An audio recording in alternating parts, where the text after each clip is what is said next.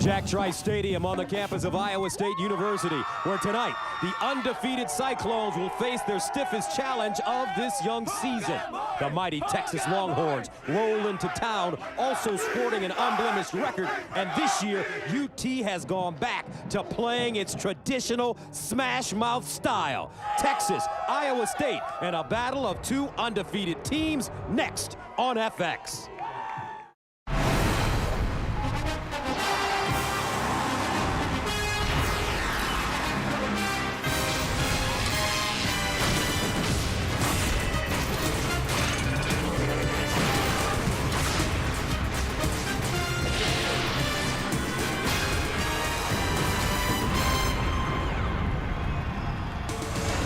Welcome to Ames, Iowa, and this is the FX Game of the Week, brought to you by Russell Athletic.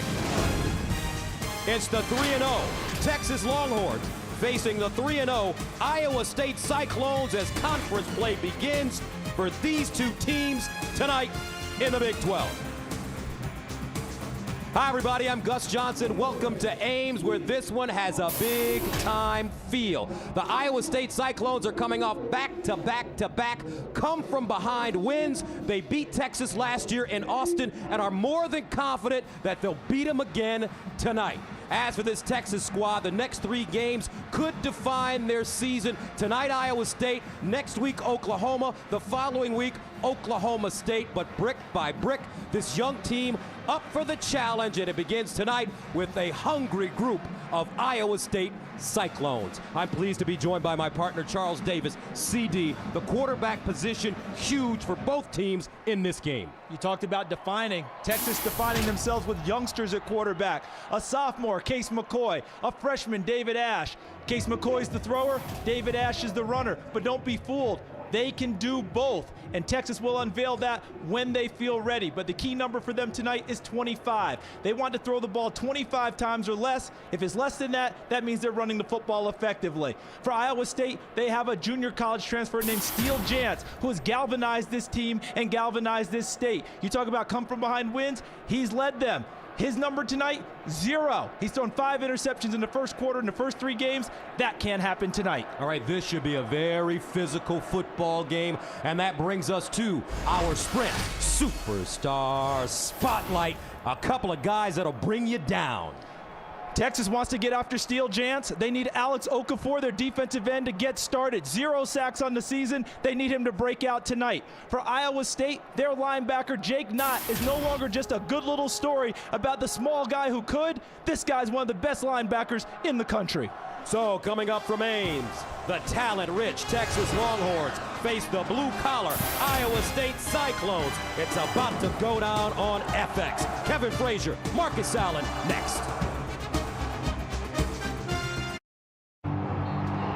Welcome back to Jack Trice Stadium in Ames, where moments ago, the undefeated Iowa State Cyclones took the field. Time now to join the third member of our team, our sideline analyst and coach, Coach Tim Brewster. Yes, for 13 years, I was in the locker room with Mac Brown, and he talked to his team tonight about being bigger, faster, and stronger than Iowa State. The most important thing is you got to be tougher. We got to run the football tonight. Malcolm Brown, you got to give me some yards after contact. Big guys up front, create some space. We got to get after Steele Jantz on defense. He's a young, inexperienced quarterback. We got to make him feel our presence. Men, we represent the state of Texas. We do not lose to Iowa State. Paul Rhodes on the other side, guys, he says hit them in the mouth, just like we did last year in Austin, and they will buckle. No magic is needed, guys. Your best is good enough. Tonight, the state of Iowa will storm the field. Tonight, the goalpost will go down. Gus and Charles, let's ride. All right, Charles, you ready to ride? I'm ready to ride. I'm just worried that if Iowa State does win this game, that they're going to body surf Coach on out of this place. They may do it. All right, let's take a look at the weather. Great football fall weather, 66 degrees. It could get chilly a little later on. It's expected to drop down to 38. Mac Brown 60 years young, 14th year as the head coach of the Texas Longhorns. He won the national championship in 2005. His team coming off the bye week. Prior to that, at UCLA, they clobbered the Bruins 49-20. Meanwhile, 44-year-old Paul Rose in his third season. His team coming off a 24-20 win at UConn 2 weeks ago. They're also coming off the bye. The Cyclones start 3-0 for the first time since 2005. And a look at the series note. Texas, Iowa State. Last season, the Cyclones traveling to Austin, knocking off 22nd ranked Texas 28-21. Iowa State won the toss. They'll receive 55,000 strong in attendance tonight, and we're underway from Ames. And this will be Chantrell Johnson, picks it up and moves forward. And Johnson crosses the 15 and gets up to the 17-yard line. Tevin Jackson comes up with the tackle on special teams for UT. That brings us to the Chick-fil-A starting lineup, and we'll start with this Iowa State team ranked 74th overall in total offense. They've got to protect their quarterback, Kelechi Osemele, the left tackle. He's one of the best in the country, and he's nasty.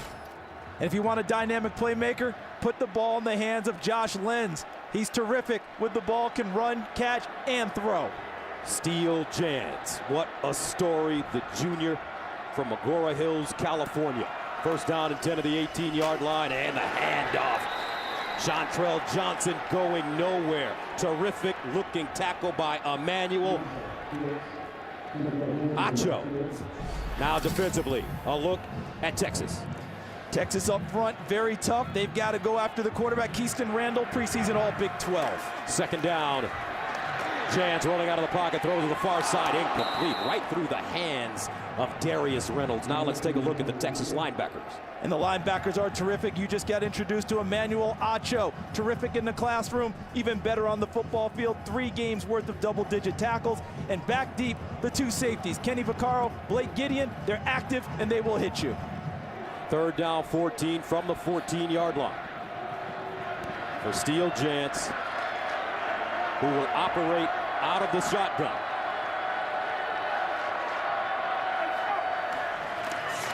And Jans, good time over the middle. Incomplete, that ball rising. Aaron Horn, the intended receiver. Iowa State 3 and out on their opening drive. They're going to punt the ball away, and they missed 2 big opportunities. The pass that Darius Reynolds probably should have hauled in on second down. And on third down, Steele Jans probably a little pumped up. High and wide with a wide open receiver. So Kirby Vanderkamp will send it away. He stands about a yard in his own end zone. And Jackson Shipley back deep for Texas. Shipley with the fair catch signal. And it is fair caught at the 41. And now the Texas Longhorns come onto the field as we take a look at the Chick-fil-A starting lineups. They wanted to run the football, as Coach Brewster talked about at the top. David Snow, their offensive guard, started at center last year. He's physical and sets the tone. And the running back, Malcolm Brown, a freshman, so far has been better than advertised. 110 yards and a touchdown at UCLA. Case McCoy, the brother of Cleveland Browns starting quarterback Colt McCoy, is the starting quarterback for this Texas squad. And on first down, they pitch it. Malcolm Brown gets down the sideline with running room. And Brown all the way down to the Iowa State 35. A flag on the play. Washington with the tackle. That's a gain of 22. That'd either be a face mask or a horse collar on the sidelines. Marquise Washington made a saving tackle. Excuse me, Jaquez Washington made a saving tackle, but they'll get extra yardage at the end of the run. Personal foul, horse collar tackle, number 10 of the defense. Penalty will be 15 yards from the way the play ended.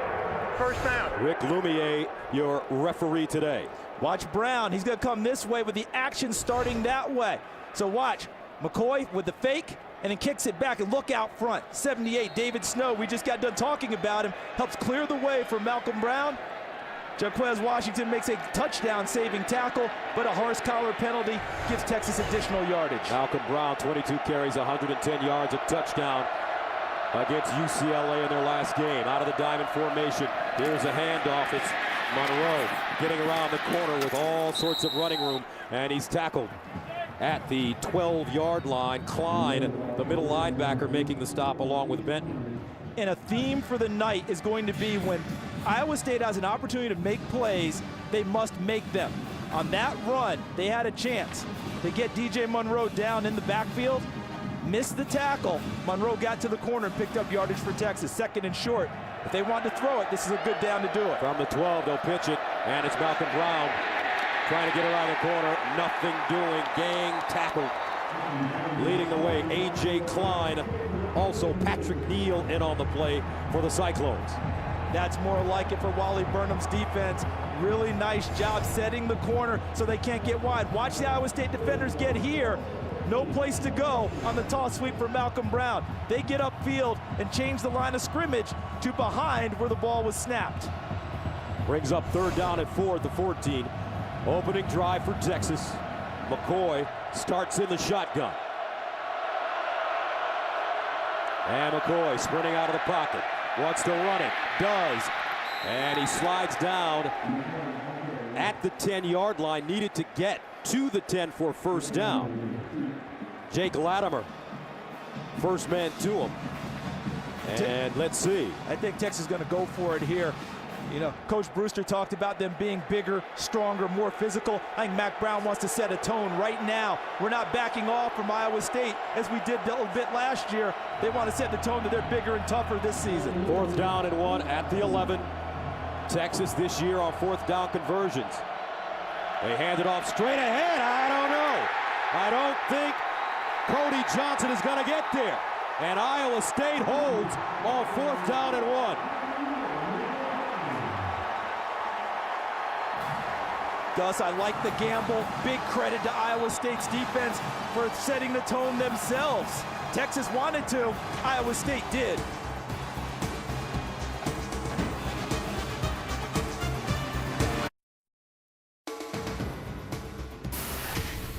Fox College Football is presented by Russell Athletic, who reminds you that together we are.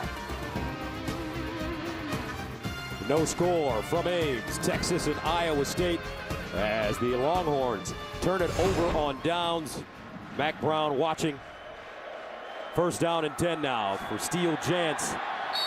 And the Cyclones at their own 11-yard line. Jantz on first down, hands it off to Johnson.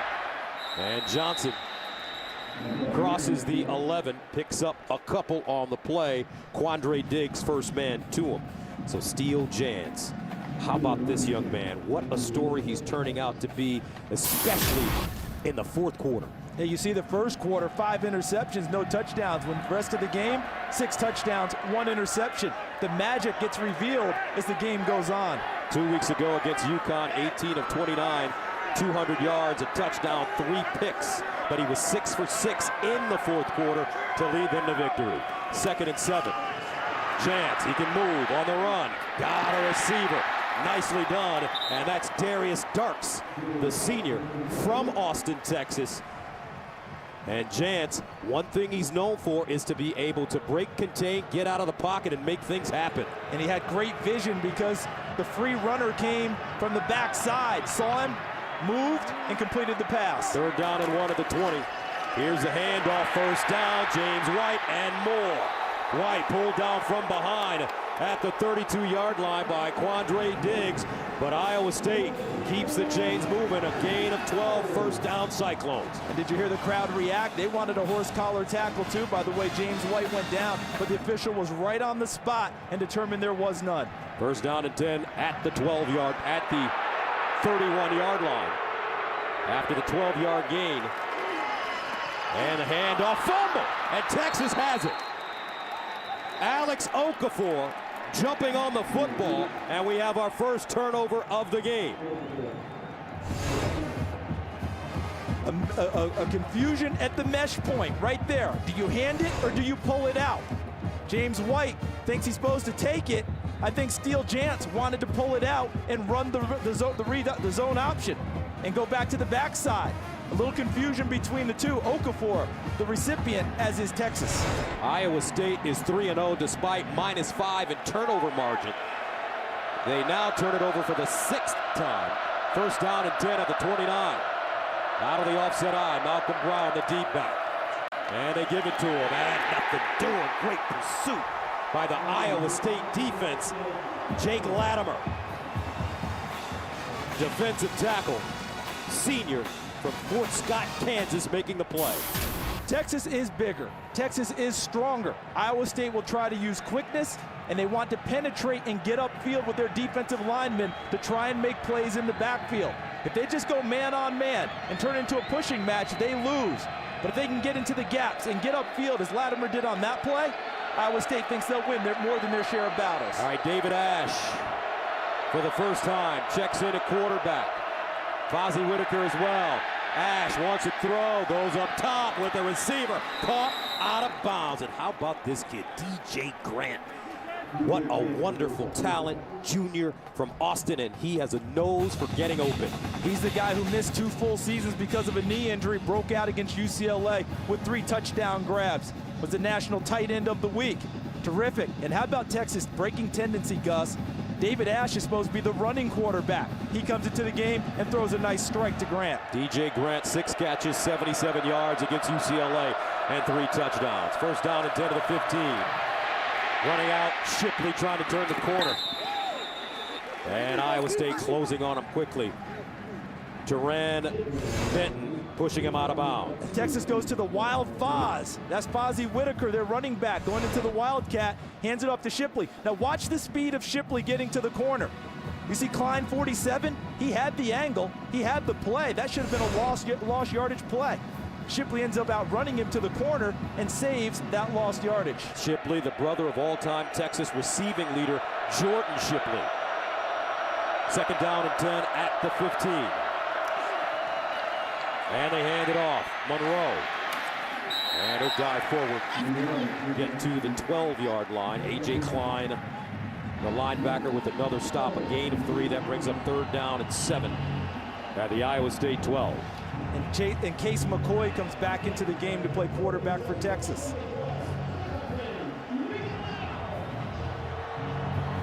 His go-to guy in these situations is Jackson Shipley. Let's see if they operate him out of a slot. Watch DJ Grant. He's in the slot at the top of your screen. Third down and 7 at the 12. Empty backfield for UT. Now they bring a defender. McCoy scrambling. Oh, and he got hit from behind. Patrick Neal, D-Cleater. And Texas will have to settle for a field goal attempt. Excellent coverage. You talk about Grant here, Shipley here. The coverage was good by Iowa State in the secondary. Jeremy Reeves at the top of the screen, number 5. Nowhere to go with the football. But Case McCoy's got to flush and run. There's open space. He waits too long. Brings on Justin Tucker to attempt a 33-yard field goal.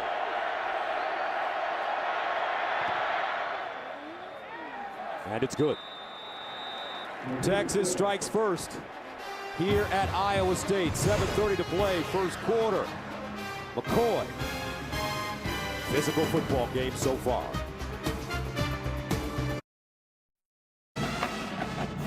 The great views from just above the field are from our Chase Sapphire action cam. And we've seen some action so far in this game. As you take a look at the Texas scoring drive, 6 plays, 13 yards. And they held the ball for 3 minutes.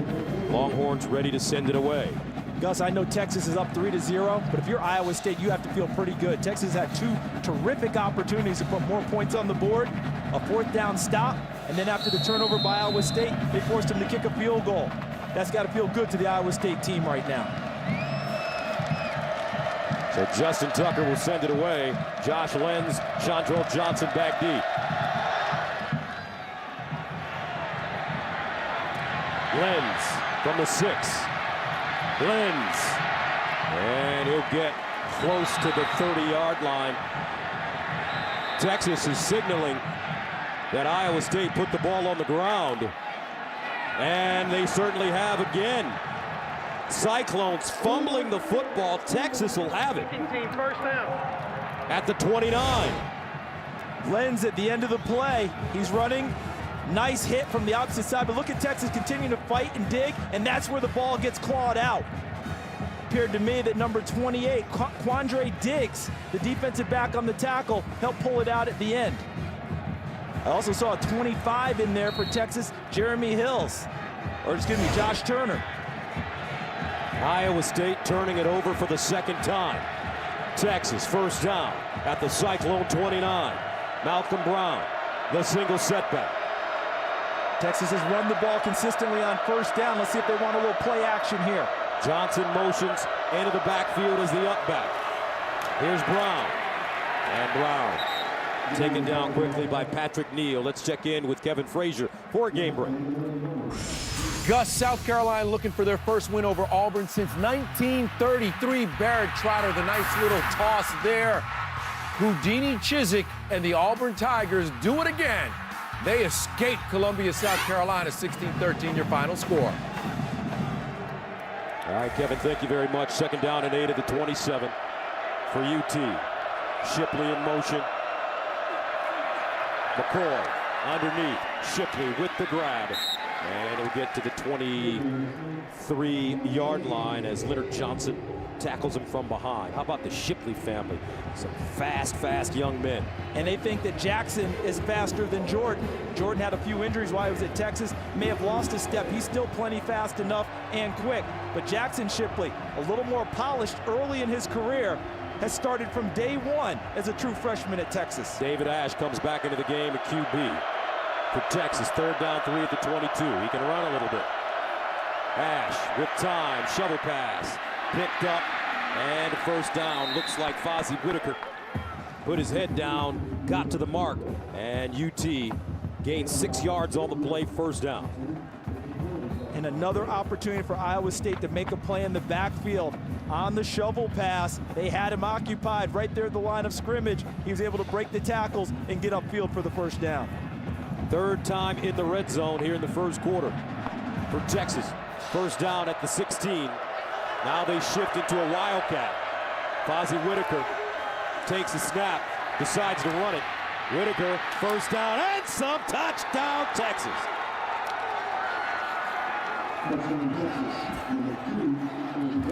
Terrific piece of running for Fozzie Whitaker. Now watch, this play's designed to go here. Now watch Whitaker's vision. Starts here, but he'll see the opening this way. Watch how he makes the cut, gets through the line. See that? And on the backside, number 75, Trey Hopkins seals it, but Whitaker into the gap and then drags 2 people into the end zone for the initial touchdown of the night. 16-yard run for Fozzie Whitaker. And number 17, Texas, with an opportunity to take a 10-0 lead, and they do. 5:35 to play in the first quarter. Texas smash mouth football early on top of Iowa State, 10-6.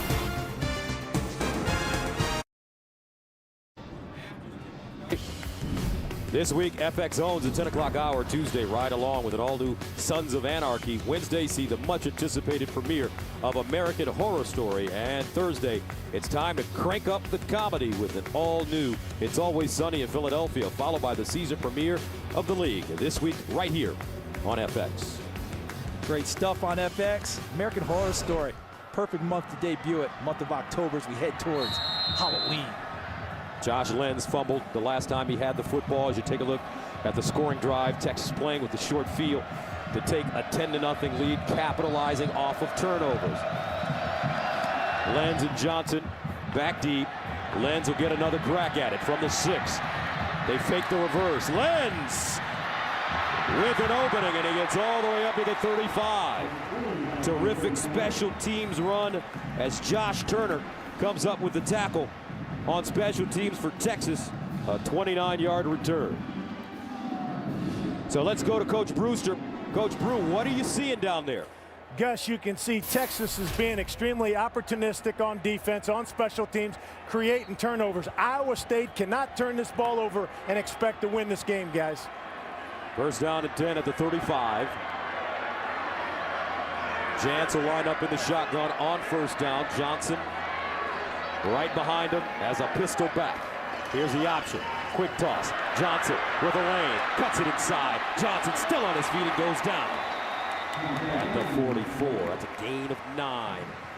Acho with the tackle once again. To Coach Brewster's point, Iowa State's been in this position all season long. Gus, you joked about it when we were in break. That, you know, if they weren't down 10 in the first quarter, they just wouldn't feel comfortable. Their problem, though, is that this is not Northern Iowa. This is not Iowa. All right, this is not UConn. This is Texas, who's out to redeem themselves. We have a young man down for Iowa State. Braden Burris, the right tackle. As Coach Rhodes looks on as we take a look, what's the trick per game this season? We're trying to figure out what the catch is. Well, the catch is the resolve of this football team. They've overcome everything. But tonight, Coach Brewster made a great point. They can't go with any more turnovers and give Texas an opportunity with a short field. Second down and short at the 44. Chantrell Johnson again. Johnson finding daylight. Blake Gideon, the safety, makes the tackle, but the Cyclones pick up the first down. And they want to play fast. They like an up-tempo game. They may shift to what they call jet tempo and go even faster at some point in this game. First down at the 47. Johnson again. And he'll go down at the 45. Picks up a couple. Gus, one quick observation with this Iowa State team down 10, and we say comfortable. Well, you're seeing air quotes by comfortable. No one likes to be down 10. But the resolve of this football team we're seeing right away on this drive. They're not daunted by the earlier errors. Johnson goes off the field. White replaces him underneath, picked off.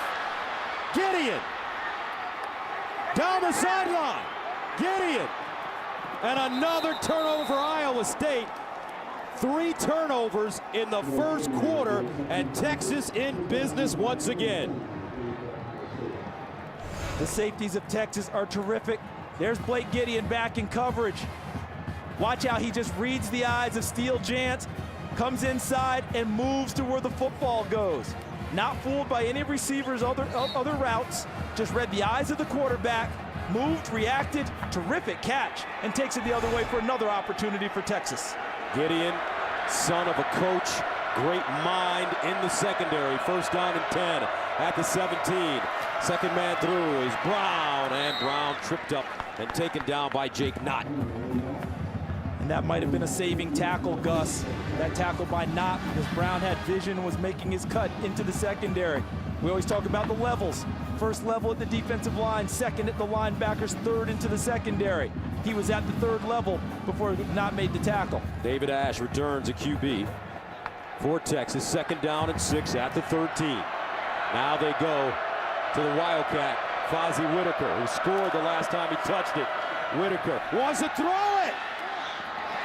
Incomplete. Mike Davis, the intended receiver, and there's a flag on the play at the 10-yard line.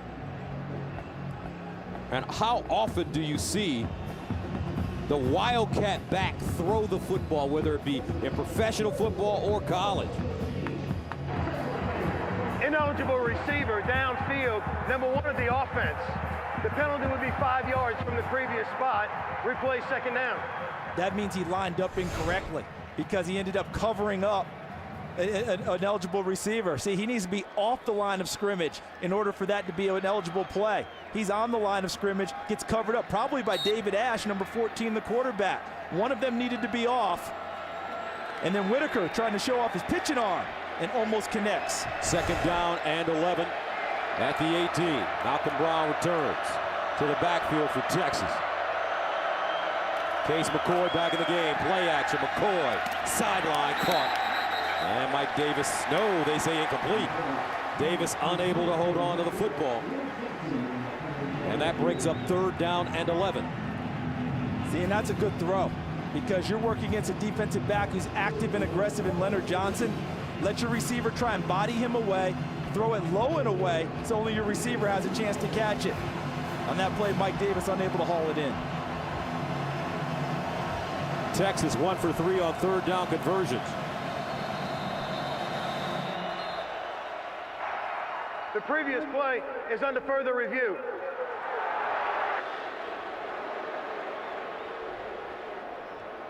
So they want to take a look and see if Mike Davis actually did come down with the football.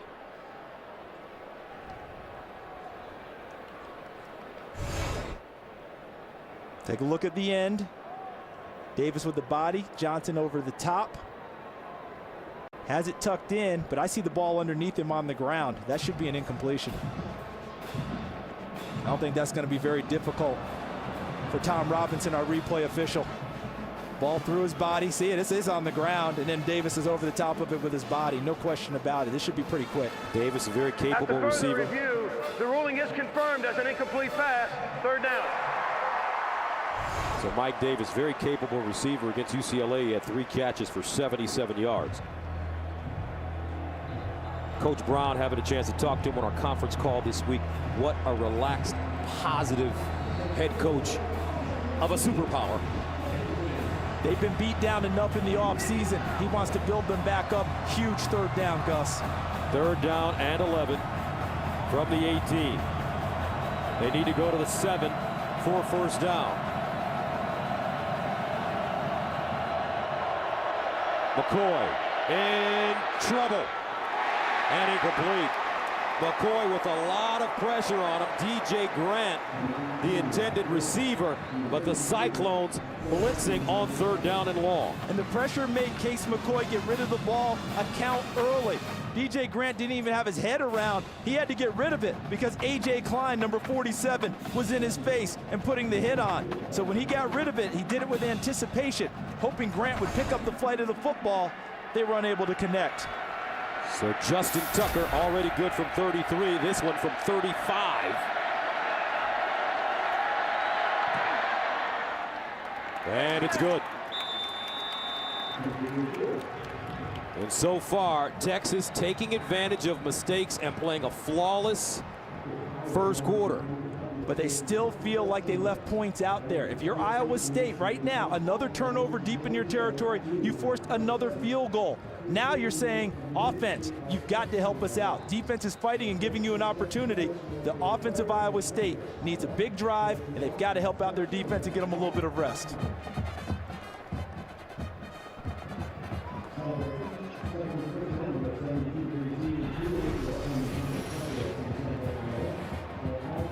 Don't forget next week our game, Texas A&M, Texas Tech.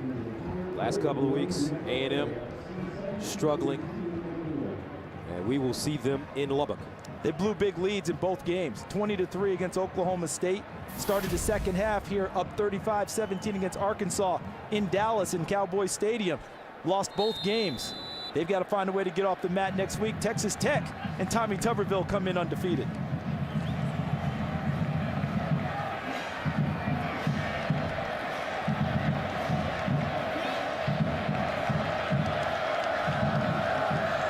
Josh Lenz, Chantrell Johnson back for Iowa State.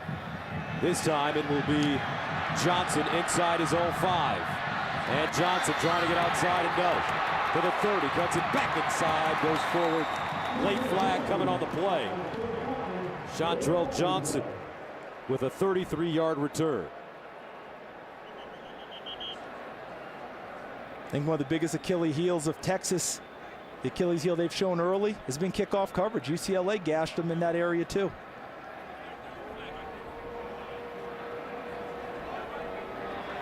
During the return, illegal block in the back, number 82 of the receiving team. The penalty is 10 yards from the spot of the foul. First down. Reed Branderhorst, backup tight end, called for the illegal block.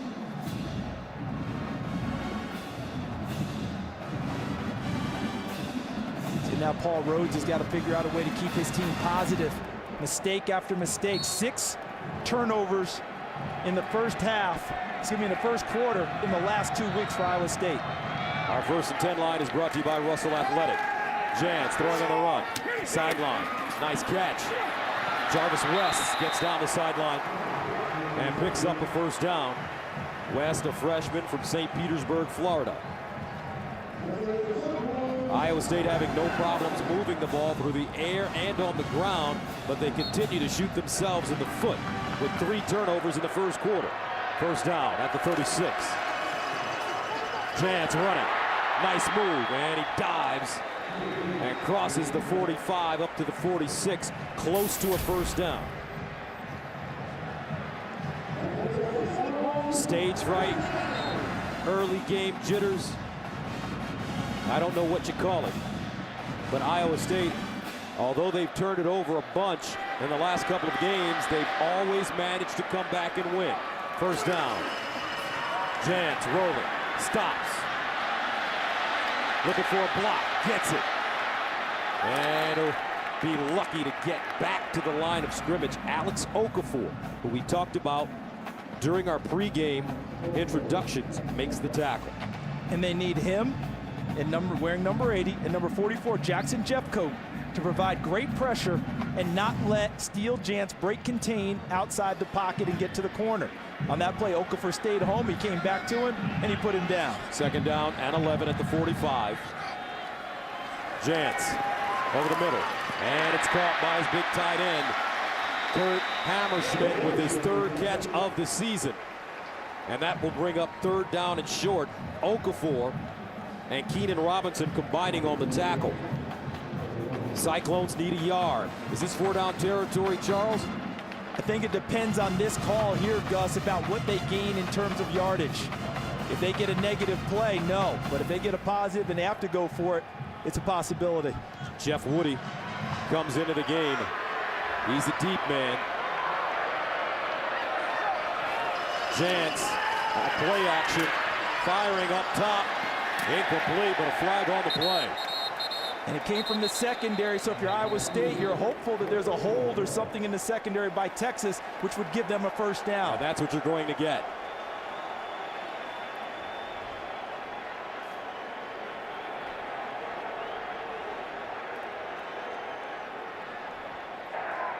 Before the pass was thrown, holding, number 18 of the defense. The penalty is 10 yards from the previous spot. First down. To Emmanuel Acho. So there's Acho, 18. He's going to come over here and take on the tight end. He's supposed to hold him up. Instead, the officials detect a grab. See that? Got his hand on the jersey. Nice call by the officials. So first down at the Texas 35 for Iowa State. James White checks in for the Cyclones in the backfield. Jantz underneath. West. And he'll gain 2.5. Jordan Hicks brings him down. How would you describe this Iowa State offense, Charles? I would describe it as varied and frenzied at times. They want to go fast, they want to go super fast, but they want Steele Jantz to make all the decisions, whether it's in the run game or the throw game. They've got to find a way to keep the ball in the hands of playmakers. West number 1, Lenz number 19, and Darius Reynolds number 7. Second down and 8 at the 33. Twins at the top of your screen. Jantz looks that way, now changes, wants to run it with the lane, throws on the run, caught by Branderhorst. He dives forward. Kenny Vaccaro trips him up, but he's close to a first down. A 7-yard pickup on 2nd and 8. And the Cyclones quick to the line of scrimmage.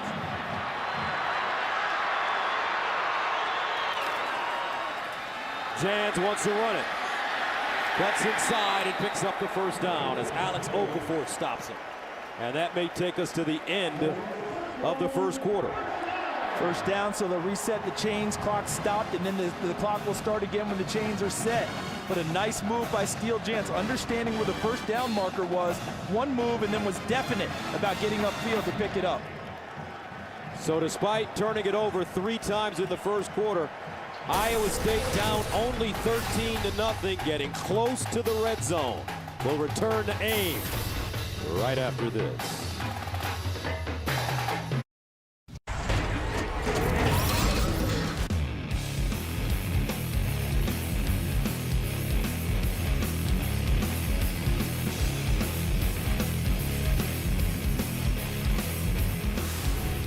Welcome back to Ames, Iowa. Start of the second quarter, Texas with the 13-0 lead. Gus Johnson along with Charles Davis and CD. If you're Texas, you like the way how efficient, rather, they've been early on in this game. And just think they could have been even more efficient. 13 plays run in the red zone so far, held on downs once, 2 field goals, only 1 touchdown. This game could be out of range for Iowa State, so you have to love the resolve, the resilience, the grittiness of this Iowa State team, and now they're trying to pay off their defense by finishing a drive on offense. So first down for Steele Jantz and the Cyclones. Jantz rolling out of the pocket, throws on the run. Incomplete. That ball intended for Jarvis West. Adrian Phillips covering for UT. Crowd really wants to be in this game. Phillips is tracking him. Everyone's screaming that there should be interference, that is face guarding. That call doesn't exist. As long as he's not touching the receiver before the ball gets there, he can play him how he wants. Second down and 10 of the 25.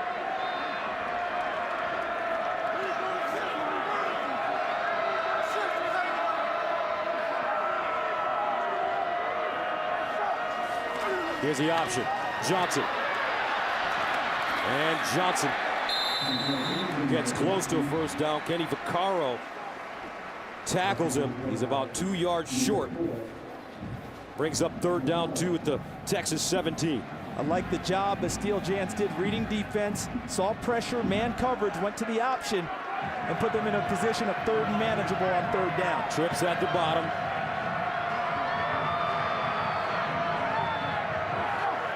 Jantz, he'll run for the first down and get it. Steele Jantz.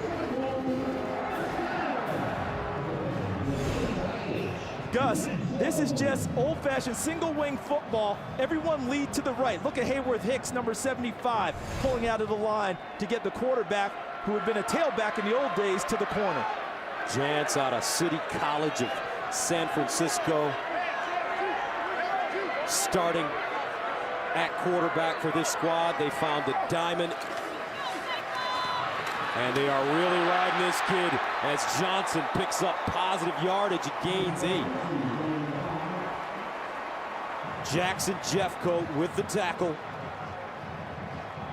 And you know what the Iowa State bench is saying? You know what the coach is saying? See, guys, it's all been us. If we take care of the football, we're moving it. We can play with this team. And their defense is getting a chance to rest. 12th play of the drive. Jantz running outside, cuts it back in, stumbles, and goes down at the line of scrimmage. Jackson Jeffcoat right there. But how about this kid? When we talked to the Iowa State coaches yesterday, they feel like he's going to learn something every time he snaps the ball, but he's not even close to scratching his potential. Coach Brew talked about he was an inexperienced quarterback. Remember, he wasn't even a starter in high school. This is only the first time he's had back-to-back years of being a starting quarterback. 1 year of junior college, 3 games, and now tonight on this level. Third down and 4 at the 6. And some movement on the offensive line of Iowa State. Looks like the left side. I like your eyes, boss. Prior to the snap, false start. Number 72 of the offense. 5-yard penalty. Remains third down. Kelechi Osemele, who they feel has the potential to be a first-round draft pick at left tackle. Easily their best offensive lineman. How about a wingspan of 84 inches? That's a 7-foot tall player. Wingspan. Nice feet and nasty. Wants to finish people in blocks. From Houston, third down and 9. At the 11.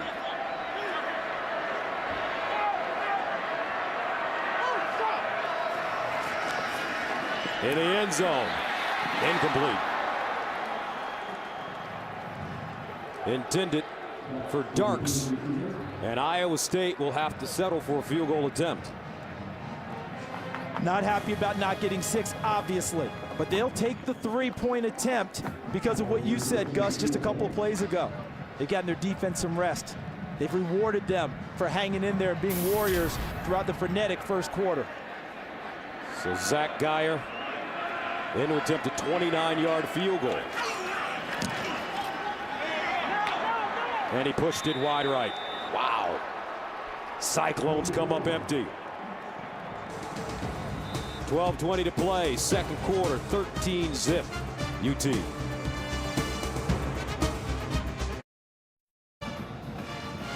Welcome back, 13-0. Zach Geyer missing a 29-yard field goal.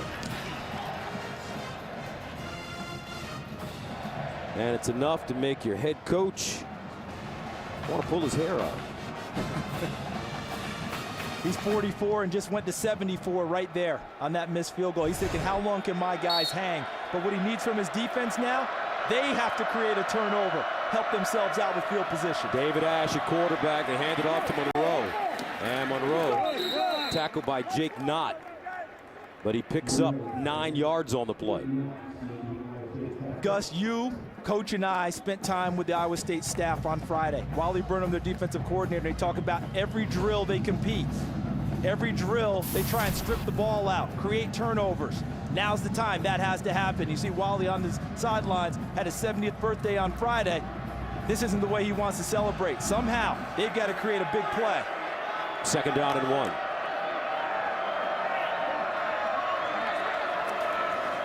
And McCoy slipping. He pitches it to Brown, who picks up the 1st down and more. Malcolm Brown gets to the 39-yard line before being tackled. He picks up 10 yards on the play. 1st down, Texas. Crowd angry because let's see. This is David Ash in at quarterback. What I think the crowd's upset about, they think that maybe his knee was down before the ball went. I think he got it away just in time. It was close. And then look at the corner. Getting a little help out front, 72, Mason Walters, the offensive lineman, helping out Malcolm Brown get downfield. 1st down and 10 at the 39-yard line. Ash remains in the game, and Malcolm Brown met in the backfield. Jake McDonough.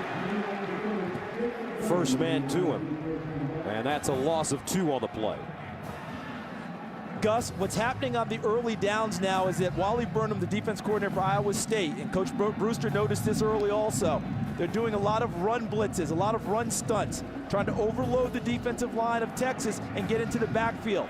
I'll be interested in seeing if Brian Harsin, the offensive coordinator of Texas, starts to call this game in reverse a little bit and maybe go play action on the early downs. 2nd down and 12 at the 37. Fozzie Whitaker returns.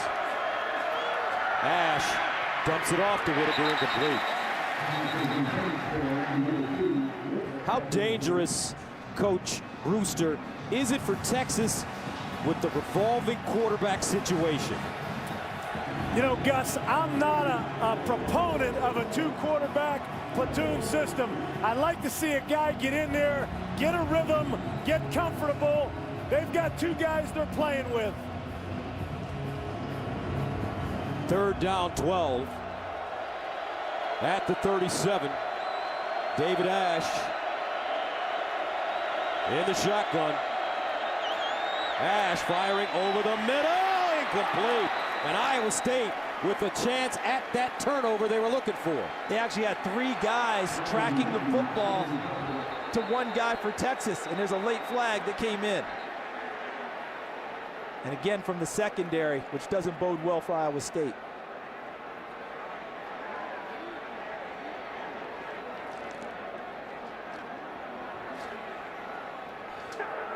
After the play was over, personal foul, unnecessary roughness, number 23 of the defense.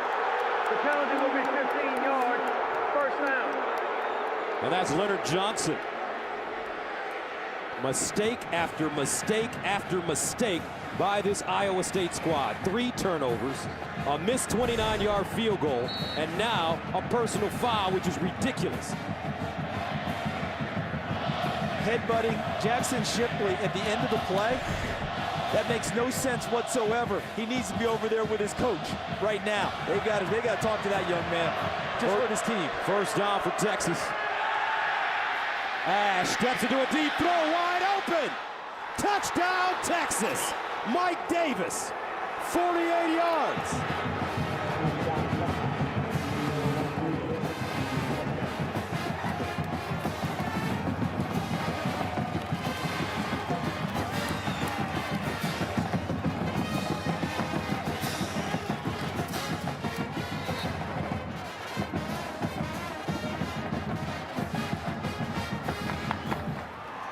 So the Texas Longhorns have come into Ames, played a disciplined 1st half, and with 10:18 to go here in the 2nd quarter, UT goes up 20 shake.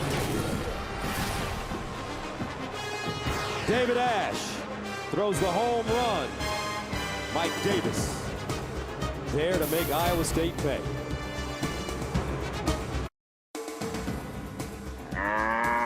Fox College Football is brought to you by Chick-fil-A. We didn't invent the chicken, just the chicken sandwich. And by Buick. See real stories of human achievement on the Buick Human Highlight Reel at ncaa.com/Buick. 20-0. Texas with the lead in this Iowa State squad. And the only thing that you can say about them is that they have just been very undisciplined in this first half. Three turnovers, 2 fumbles, an interception, a 29-yard missed field goal, a personal foul that results in a Texas touchdown. And we stand at 20-0. Lenz and Johnson back deep. Lenz. And he stood up and taken down. Jamison Berryhill with the tackle on special teams. Let's join Kevin Frazier for a game break. Oklahoma tuning up for Texas, taking on Ball State. And you know what? The kid may not have a scholarship, but doggone, he's good. Another touchdown for the young freshman Whaley. Oklahoma rolling. So OU and Texas in the huge game next week in Dallas. The Red River rivalry gets renewed again. First down and 10 at the 25. Jantz. Sideline caught. And that's Reynolds. Darius Reynolds with the reception, and he picks up 9 on the play.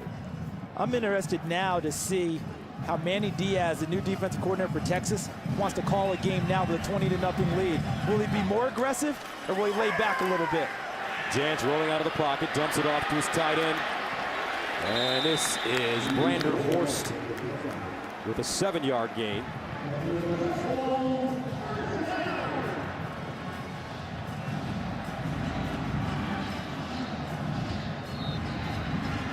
Cyclones quickly to the line of scrimmage. First down to the 41. Here's a handoff to White. With space, and he'll pick up 7. Kenny Vaccaro comes up with the tackle for UT. Normally, Gus, when a team moves the ball as well as Iowa State's been moving it against Texas, you know, the defense starts to get a little confidence lag. But right now, Texas keeps waiting for them to just make a mistake. Second down and 2. White again. First down and a little bit more. Nice open field tackle by Jordan Hicks. Understand where I'm coming from on that. Texas right now, they're getting gashed in the run game. They're completing passes. But right now, Texas is saying yes, but all night long, eventually you make a mistake. That keeps Texas's confidence up on defense. First down, and White once again hard sledding as he picks up 2.5. Hicks and Keenan Robinson combining on the tackle. We've been seeing a lot of fast break football this year, Charles Davis.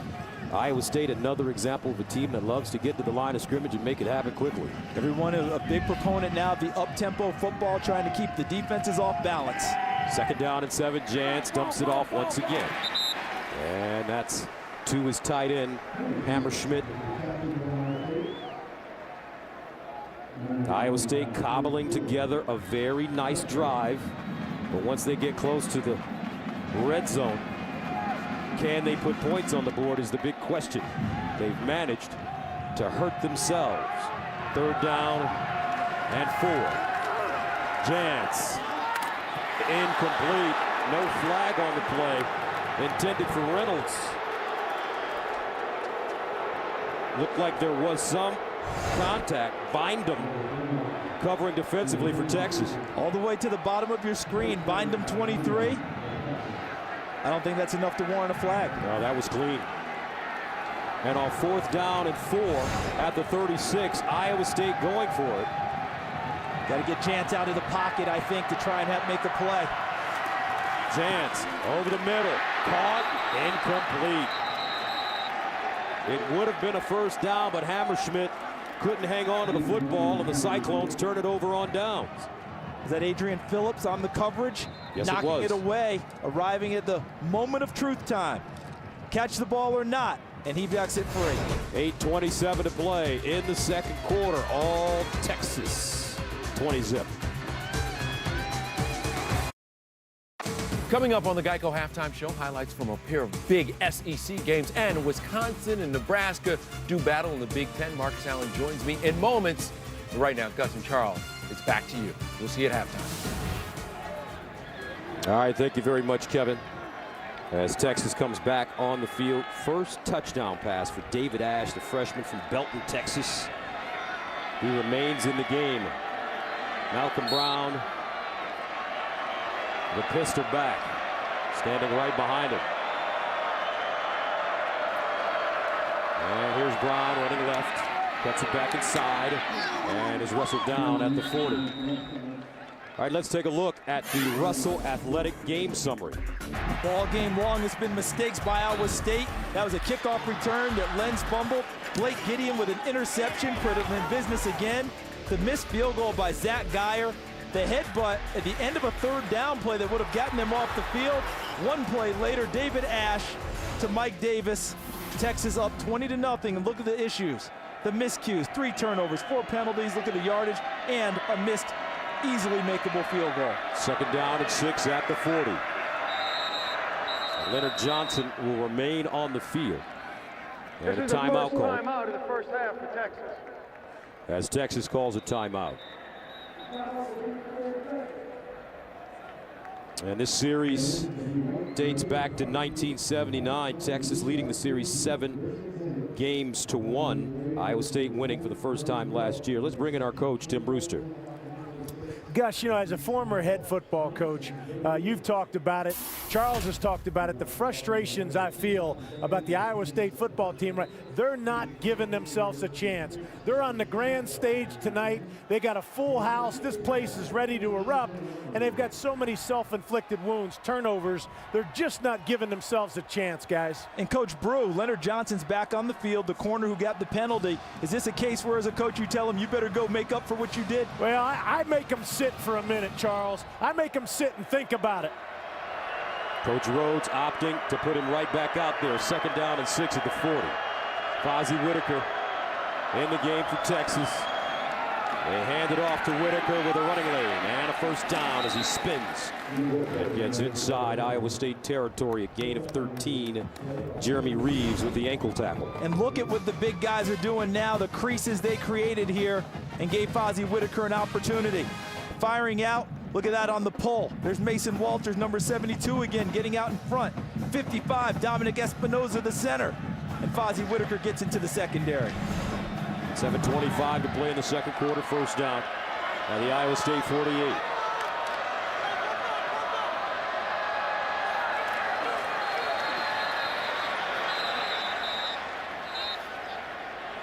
And a flag on the play. Looks like a false start.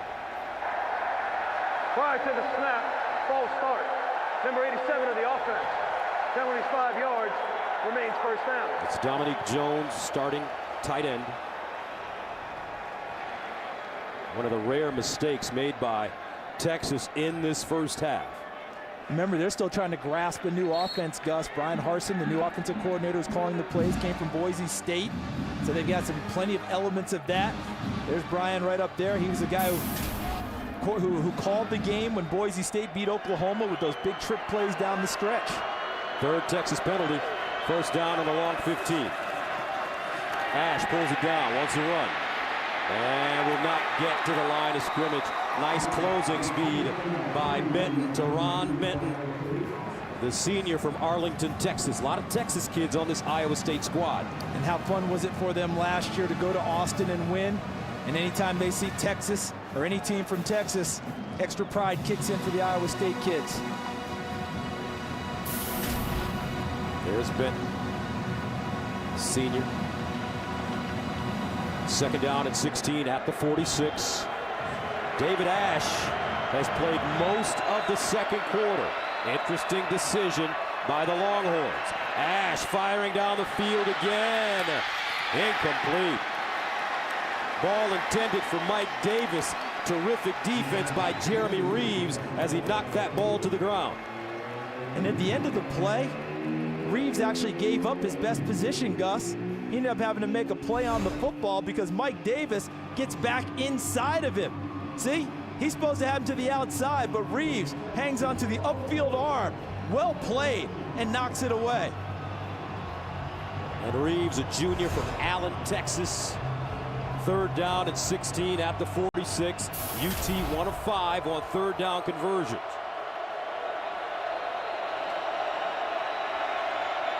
Ash over the middle. Incomplete. And Iowa State will get off the field on 3rd down. This defense has done a very solid job against Texas in this first half, especially when you consider all the mistakes the offense and special teams have made. And how much better would it have been because it was a 3rd down that they stopped on the last drive for Texas, and then Leonard Johnson got the personal foul and gave Texas life, and they turned it into a touchdown. So Justin Tucker will punt from the 31. Josh Lenz. Oh, they fake it. No, they will kick it. And it takes a bounce and goes out of bounds. We're seeing a lot of that in college football nowadays. Rugby punt, they want to cut the field in half and increase their coverage so no one can get out of the zone. 29-yard punt. Let's see what Iowa State can do right after this. Tomorrow on Fox NFL Sunday, the undefeated Detroit Lions look to continue their success as they take on the Cowboys in Dallas, or see the Panthers, Bears, Niners, Eagles, Skins, Rams, Vikings, Chiefs, or Saints, Jags. Or the Giants look for their 3rd straight win as they take on the Cardinals or catch the Falcons versus the Seahawks. Coverage begins tomorrow with the Bill Ford Tough Fox NFL Sunday pregame show at noon Eastern, 9 a.m. Pacific. Check local listings for the game in your area. Lions-Cowboys is intriguing, but I heard a rumor, Gus, you're going to be in Kansas City tomorrow. Yeah, with you. 1st down and 10 of the 25 for Iowa State. New running back in the game, Duran Hollis. Should be an interesting game. Yeah, big game for those two teams. You, me, and Coach Brewster hop in the car after this one and head to Kansas City. 2 0-3 teams. One of them in the playoffs last year, the Chiefs, and the Vikings. Wouldn't be surprised if Adrian Peterson carried it every down in this game. 2nd down and 10 of the 25. And Jantz running straight ahead as he gets up to the 27.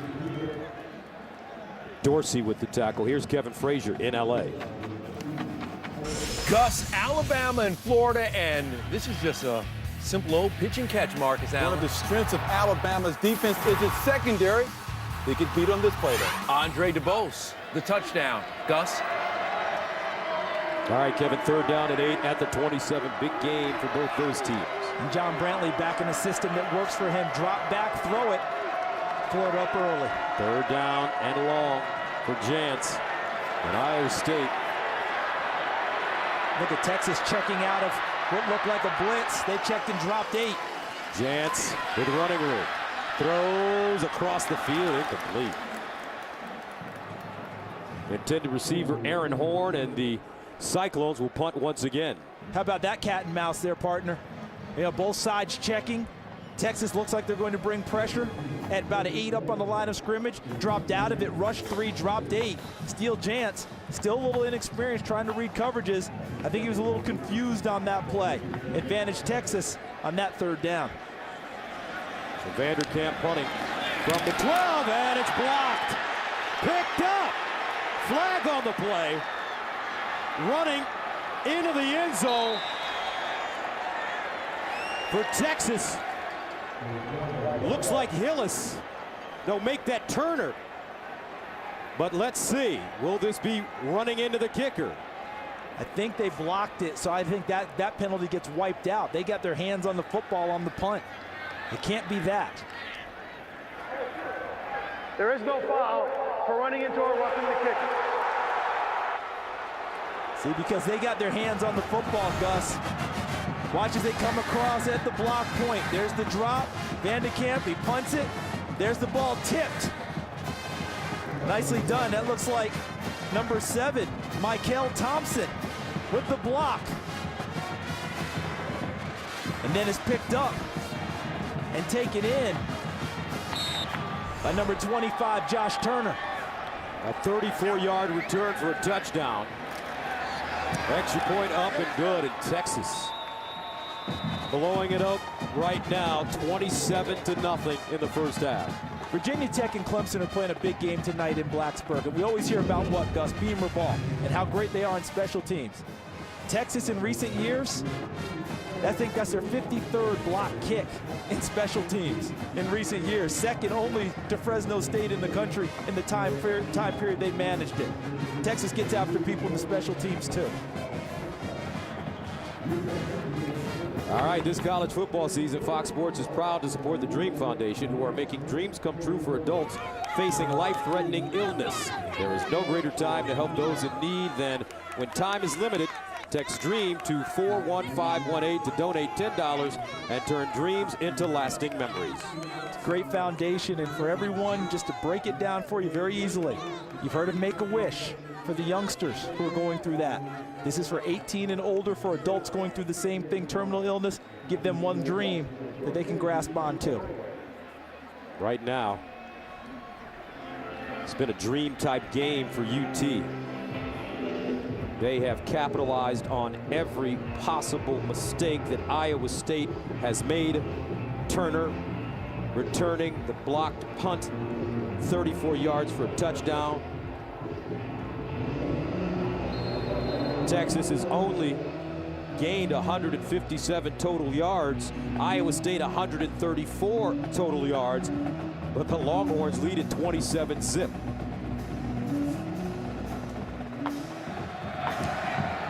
Lenz and Johnson ready to return. This will be Lenz. And he gets outside, crossing the 25, out of bounds at the 27. A 16-yard return. Gus, that return off the block punt was Texas's 77th since 1999. That's second in the nation. So they do it in all aspects of special teams, whether it's blocks, returns, you name it, and they ramped it up tonight. So for Texas, the Longhorns first forcing 3 turnovers, 2 fumbles, and interception. Iowa State missing a 29-yard field goal. They got flagged for a personal foul penalty, which allowed them to get a first down. They threw a big touchdown. And our first down line brought to you by Russell Athletic. Here's Jantz giving it to White down the sideline. Flag on the play. And this run may come all the way back. And it wasn't just one flag, Gus. 2 officials saw the same thing and threw the flag. Let's see who it goes against. But I'm with you. I'm guessing it gets called back and goes against Iowa State just by the nature of where it was thrown. Holding number 7 of the offense. The penalty will be 10 yards from the spot of the foul. First down. Big runs. Okay, so here, Darius Reynolds, number 7, the wide receiver, will be the culprit. But on big runs, they always say the first 7 yards goes to the offensive line and tight ends. But if you want something bigger, it's got to be the receivers blocking downfield. Reynolds attempting, gets caught holding. They'll pull this one back.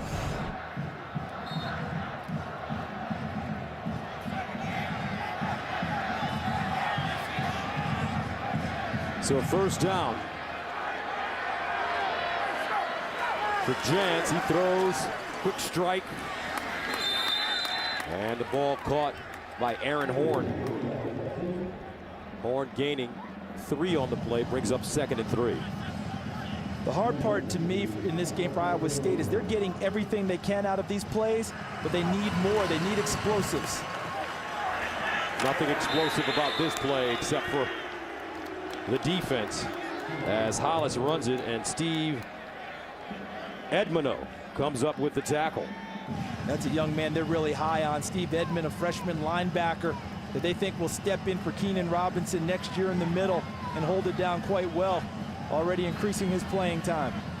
3rd down 5 at the 32.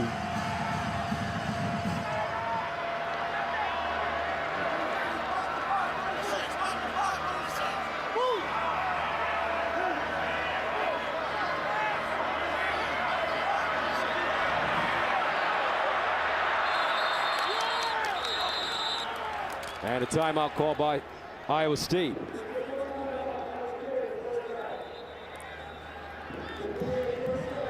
Now don't forget, coming up at the half is the Geico Halftime Show with Kevin Frazier and Marcus Allen. They'll have the latest from Alabama versus Florida and Nebraska versus Wisconsin. Yeah, I figure Marcus has got a keen eye on Nebraska, Wisconsin as a running back with what we expect to go down there in Madison. Two hard charging, run first teams going head to head in a big one. First Big Ten game ever for the Nebraska Cornhuskers. There's Manny Diaz, the new defensive coordinator for Texas, came from Mississippi State. His last game, a bowl game in Mississippi State where they jumped on Michigan 52-14. He was a hot commodity, and this Texas team has really grasped on to his energy. Spent a week with the Ryans in the offseason, Rex and Rob, and bringing some elements of that attack defense to Texas. 3rd down and 5 to the 32. Jantz under pressure. Jantz throws incomplete. But this Texas defense now really swarming as Scott gave him some pressure. Gus, with a 27-0 lead, they're going to get bolder on the defensive side of the football, meaning they're going to bring more pressure, more people. Because even if you give up something big, you've got a cushion to play with. And there's Christian Scott, just reinstated, a former starter at safety, missed the first 3 games of the year due to suspension. His first game back, he gets after Steele Jantz. 2:53 to play in the first half. Texas will get the football back. Shipley coming up to field it on the run at the 30. And Shipley will be taken down at about the 31, a 40-yard punt, a 5-yard return. That's really good coverage considering that ball was a low return type football. Those are the ones you catch on the run and hit at the defense. It's really nice coverage by Iowa State. Iowa State with no answers for this Texas team. And we talked about at the top of our broadcast how the next 3 games very pivotal for this Texas squad. And think about it, if you look at it this way, the revenge tour for Texas, UCLA they took care of, who beat them last year. They're beating Iowa State tonight, Oklahoma, and then Oklahoma State. That's a part of their revenge tour that they're getting ready for. Whitaker. And Whitaker crosses the 35 up to the 36. Whitaker already with a touchdown out of the Wildcat formation in this game. And in at quarterback, McCoy once again for UT. But they're breaking type with their quarterbacks. David Ash is supposed to be the runner. He came in and did a fair amount of throwing. McCoy, play action, sideline, and the ball caught out of bounds. Mike Davis, nice hands. A 16-yard gain in front of Leonard Johnson. And I think that with the 2 quarterback system with Texas, they've kind of gotten into a rhythm in the first 3 games. Ash is in the game, quarterback run game, options, things of that nature. McCoy's in the game, he's going to throw the ball more. But with these other teams coming up, and you mentioned, Gus, with this schedule, they're putting on tape tonight tendency breakers that those teams have to analyze. They saw Ash throw it. Don't be surprised to see McCoy do a little bit of quarterback run game at some point. First down. McCoy, quick screen, incomplete.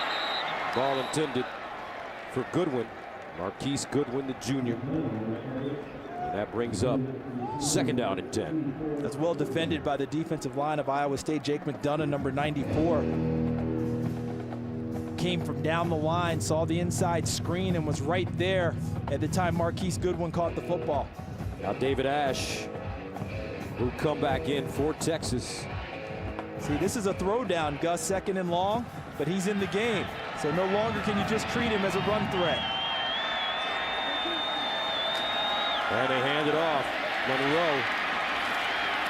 And Monroe gets close to the first down. Patrick Neal with the stop, a 9-yard pickup for DJ Monroe. You wonder how long both these quarterbacks for Texas will be able to handle this system because they're both very young.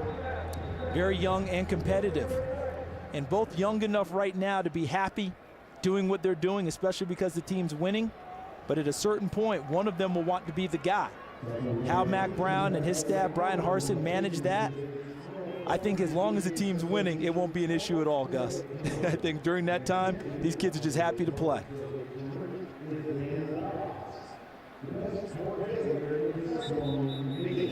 Mac Brown, we had a chance to visit with him in August when we watched UT practice in Austin. They're changing their philosophy this season after struggling last year. And it all started with everything. They changed weight program, the tempo of how they went through that, how they were going through practice, terminology on offense and defense with new coordinators, just a new energy and a new life. And so far, it's paid off with a nice start. Fozzie Whitaker in the Wildcat. And watch this. Ash firing up the sideline. Caught! Whoa! Shipley! Touchdown, Texas. 40 yards.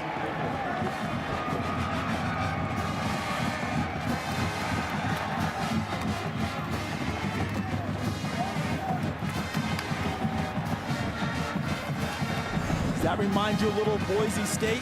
Brian Harsin, the new offensive coordinator. Shipley in motion, hand it to him on the forward handoff. He flips it back to David Ash, the quarterback. He has two options, one down the middle, but he goes to the sidelines with Shipley. Jacquez Washington had no idea where the football was. Shipley did, adjusted, and Texas scores again. And the extra point is good. Texas, all business in this first half. And I think the Longhorns remember that loss in Austin last year as well. Evidently, and in a big way. Ash, 4 of 8, 113 yards, and 2 touchdowns. And he's a freshman. See, normally the big passing yardage goes in McCoy's category, but they're giving David Ash an opportunity tonight, and I really think that overall, some of what we're seeing tonight is to send a message out to their opponents. You may think you saw what you saw in the first 3. We've got more in our arsenal, and our quarterbacks aren't just one-trick ponies. They can do both. Throw in the Wildcat stuff with Fozzie Whitaker. We haven't seen Jackson Shipley go back there yet and take a snap, but he has during the season. We're seeing reverses, throwback passes. We're seeing a little bit of everything already from Texas as they continue to evolve as an offense. 34-0, our score. With 1:17 to play in the first half. As Justin Tucker kicks off. Short kick, picked up at the 30-yard line and advanced up to the 42 by Reed Brandenhorst. So what do you do now if you're Iowa State, Charles? At home, down 34-0 as you get ready to go into the locker room for your halftime break. I don't think you tuck tail here, Gus. I don't think you go to a knee. I don't think you just run it inside and try and get out. I think down 34-zip, you've got to continue to press. You've got to tell this team, we're going to continue to go forward. We're not running from anyone no matter what the score. Jantz. And that one caught on the sideline by Reynolds.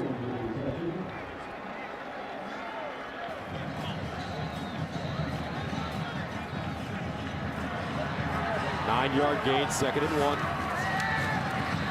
Chance again, caught, and Horn manages to hold on. Blake Gideon with a hard hit, and it's a 19-yard gain.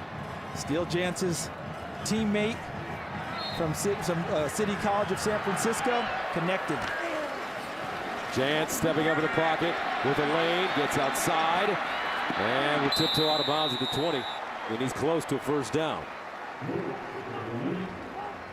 I like it. It didn't matter to me the score was 34-0. A lot of teams now would just run it inside and get out and go to the locker room and just retreat.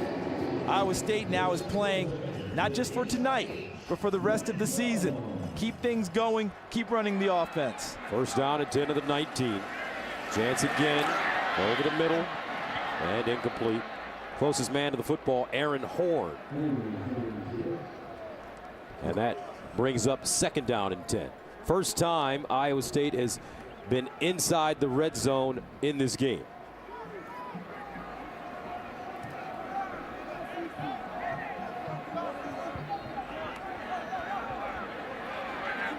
Second down, 10 at the 19. Horn again. And Horn weaves his way Down close to the 10, Alex Okafor and Jordan Hicks come up with the tackle. All right, Coach Brew, what do you have? Gus, as we were talking to Tom Herman, the offensive coordinator for Iowa State, he let us know there's a glaring weakness as far as playmakers are concerned at the wide receiver position. And it's showing up big in the first half of this game. Just the lack of explosive ability at the wide receiver position. And in the spread offense, guys, you got to have playmakers at the receiver position. Coach, when you run your plays, and there's always like a limit in the number of in terms of yardage. If it's supposed to be 7 yards and you get 7, that's great. But in order to be explosive, you have to turn that 7 into 17 and 27, don't you? That's exactly right, CD. You know, the number of explosive plays in a spread offense should be anywhere from 7 to 9 a game. And guys, I'd be surprised right now if Iowa State has very many at all. And when we talk explosive plays, guys, we're talking runs of about 12 yards or more and passes of about 15 or 16 yards or more. That's how most teams define an explosive play. 3rd down and 4 to 13.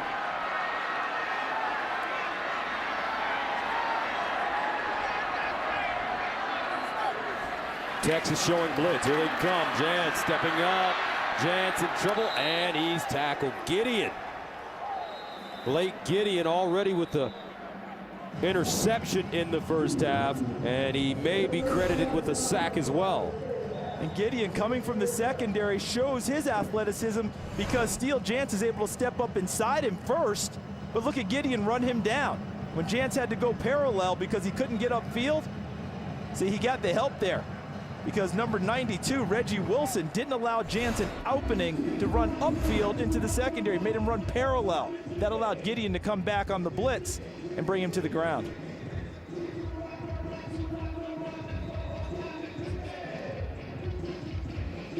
So with 20 seconds remaining, and the score 34-0 here in the first half, Iowa State faced with a 4th down and 9 at the Texas 18, and Jans will trot back on the field. And many people would kick a field goal here for moral purposes, but after Zach Geyer missed the 29-yarder, I don't think Paul Rhodes wants to trot him back out here now. He's going to go ahead and go for it. Jans. And he's sacked once again. Another blitz. This time it's Kenny Vaccaro. And Iowa State turns the ball over on downs. And partner, he had a little bit of time. But look at his Texas there. Just a couple of guys down the down line in the down lineman position. He had a little bit of time, but Vaccaro was a free runner.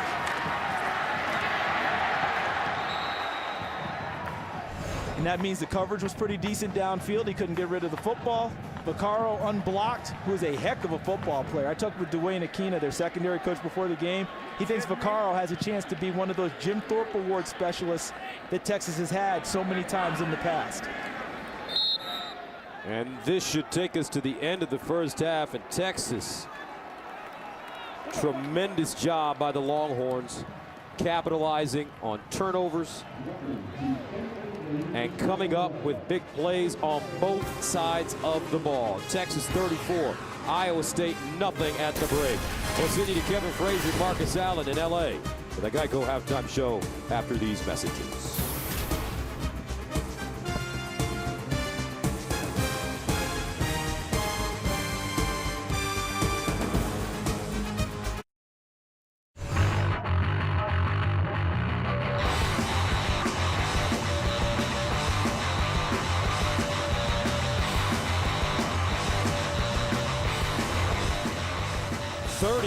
Nothing. Texas with the lead as we prepare for the second half.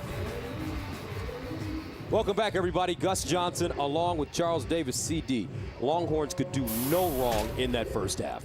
And frankly, Iowa State is fortunate that it's where it is because they ran 13 plays early, deep in their territory to about Texas's offense, and Iowa State held them on downs once, forced 2 field goals and only 1 touchdown early, and then the floodgates opened. And the defense of Texas was a big reason why. Emmanuel Acho with a big play. Blake Gideon was one of the better safeties I've seen out there with a nice play. And look at the athleticism of Alex Okafor running down Steele Jans, and then Blake Gideon on the blitz came back and runs him down, and Kenny Vaccaro, his partner, back as a deep safety, also runs him down. The athleticism of Texas's defense has created so many problems for Iowa State on offense. Manny Diaz, the new defense coordinator, has to love life. The stats don't really tell the tale because it's not overwhelming in terms of what Texas is doing, except for turnovers, 3, penalties, 5. That's the big difference in the game, and Texas, as you said, Gus, has capitalized on everything. Longhorns will get it to start the second half. Diggs and Whitaker back deep. This will be Diggs. Flags on the play. He crosses the 30, gets to the 35-yard line. But let's see.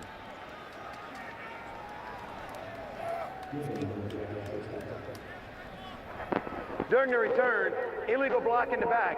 Number 24 at the spot of the foul. Penalty will be 10 yards, first down. All right, let's check in with Coach Brew.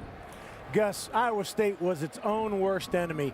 What they're going to do in the second half, it's a nothing game. As I talk to this team, I'm saying, hey guys, we're going to win the second half. Okay, there's nothing we can do about a 34-0 score in the first. Let's go play clean. Let's go win the second half. Texas, same thing. No penalties. Play clean. Finish. First down and 10 at the 15-yard line. Case McCoy starts the second half at quarterback. And he hands off Whitaker.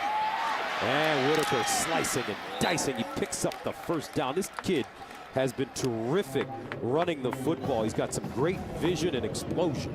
And what he's also done, Gus, is he's welcomed in the younger guys. You know, Fozzie Whitaker was fighting for his job when Malcolm Brown was recruited and brought to campus, and Malcolm Brown has usurped him. Instead of being jealous, upset, sulking, he welcomed him, helped him out, and Malcolm Brown is producing now. But Fozzie Whitaker continues to produce also for Texas. First down and 10. And here's another handoff. This time it's Brown. And Brown close to another Texas first down. Look at all that misdirection, Gus, that we're seeing, all the different things. Coach Brew, Brian Harsin, new offensive coordinator. I think Mac Brown likes this hire. One of the things that really appealed to Mac CD was Brian Harsin's deceptive ability. Boise State did a great job with deceptive plays. Mac wanted to have more fun. And the Longhorns having a lot of fun in this one thus far. 2nd and 1. Here's a handoff. Brown again. First down, Texas.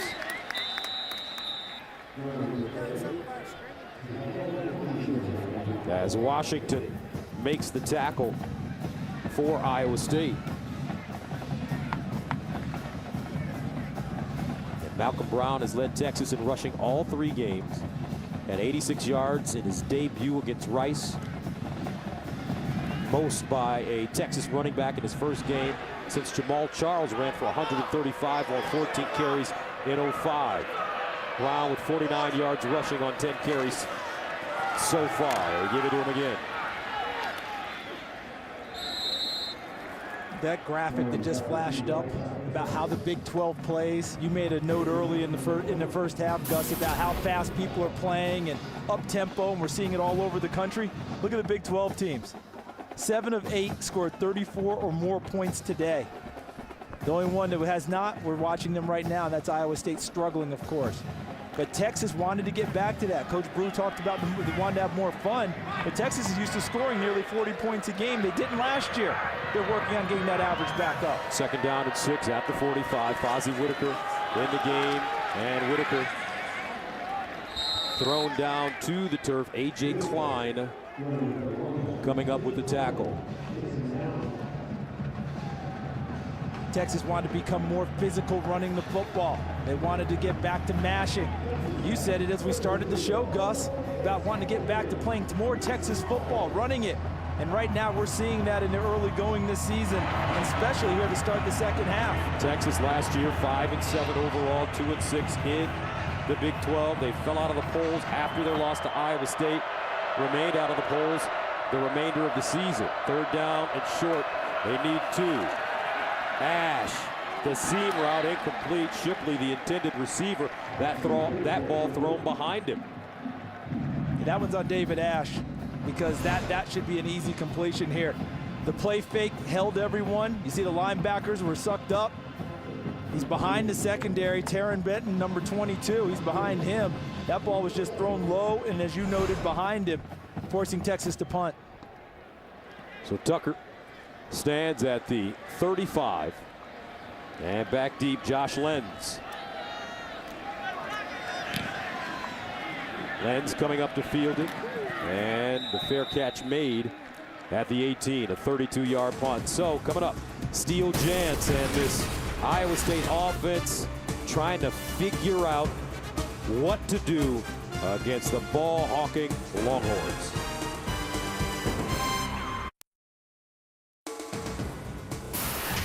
Fox College Football is brought to you by Geico. 15 minutes to save 15% or more on car insurance. And by Dr. Pepper. Dr. Pepper is giving away over $1 million in tuition. Go to drpepper.com for details. Iowa State's offense returns to the field. They'll start at the 19-yard line. Steele Jantz in the first half, 12 of 22, 92 yards, and an interception. His long was 19, and he was sacked twice. And on first down, Chantrell Johnson stopped as he runs the ball for 3 yards. Acho gets it.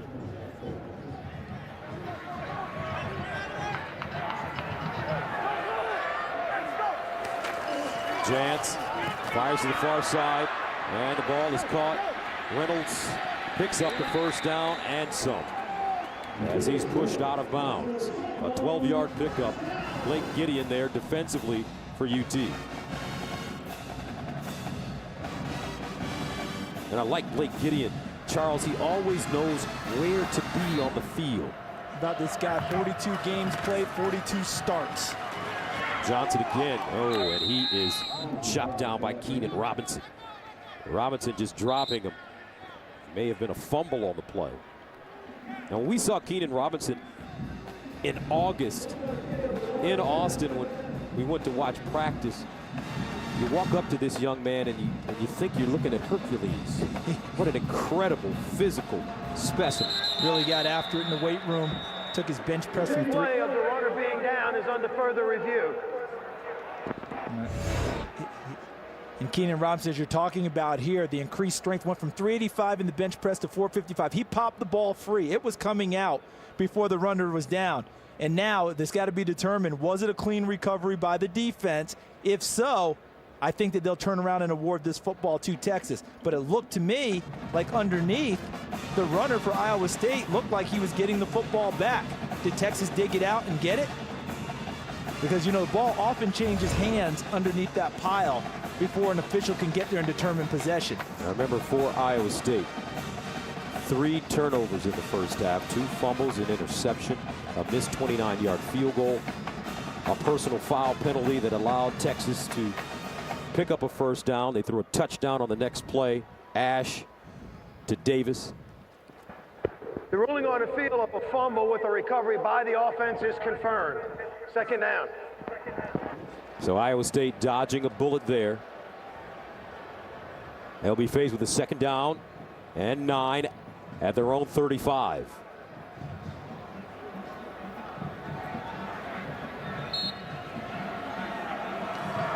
Jantz rolling out of the pocket, throws on the run, incomplete. And let's check in with Kevin Frazier for a game break. Gus, that Alabama defense coming up big against Florida, right, Marcus Allen? Good defenses win championships, and they also score points as well. Courtney Upshaw, a senior who's 265 pounds. He heads to the house. His first career interception, Gus. All right, thank you very much, Kevin. Alabama making a comeback there. Jantz to the sideline, incomplete. That one thrown out of bounds. Reynolds, the intended receiver, and Iowa State will have to punt it away again. Coach Brewster talked about both coaches telling their teams to play the second half like it's 0-0 because, you know, you want to continue to play what he called a clean game, work on things for the future. Texas is playing like they're still in attack mode on defense. Still getting after Steele Jantz, rallying to the football. Still see that speed and athleticism and want to on display as the linebacker Jordan Hicks is down. Hicks looks like he may be cramping up a little bit. Temperature expected to drop right now. We're at 54 degrees. At kickoff time, we were in the mid-60s. And it's expected to go all the way down to 38 as Jordan Hicks walks over to the sideline. Third punt of the game for Iowa State. Shipley comes up and has it at the 30. A 35-yard punt. 10:27 to play, third quarter. Texas with the lead and the football.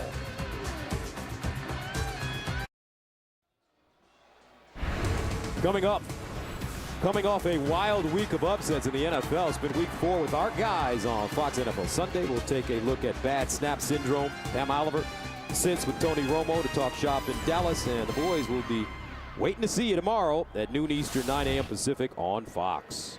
Tony ought to be used to that chair. He's been sleeping in a chair for a few weeks now with the ribs and lung injury. First down to lay down. Sorry, guys. Excuse me. First down and 10 at the 30. Case McCoy in at QB, and he fires downfield for the home run. It is Shipley with the catch. Jackson Shipley just wrestling it away from Jeremy Reeves. And Shipley goes over the top. And it looked like simultaneous possession for a moment, and then Shipley wrestles it away to complete the pass. Remember, Shipley's 6'1", 190. Jeremy Reeves 5'7", 176. Relies on his leaping ability, but on that play, the big man won. That's a gain of 49 yards. First down, Texas. The previous play of a reception is under further review. Probably want to see if he completed the process of catching the pass all the way to the ground. The Calvin Johnson rule, if you're thinking about NFL. Did he complete it all the way through? There they are fighting for it. Coming down, he's got to complete it and finish it on the ground without the ball coming free. Was he able to do that? Remember, the call on the field was his completed pass. And that angle there, you would have to say, you know, it's not indisputable to change it. Catch, going to the ground, ball possessed, comes down on top, ball stays cradled. Just by that there, and the official was right on the play. I mean, he was right on the outside part where he could see it all the way through. I'm going to say the play stands, and it'll be first down Texas. After review, the ruling on the field stands as a completed pass, first down. And you would be right. Shipley right now, 3 catches, 94 yards, and a touchdown.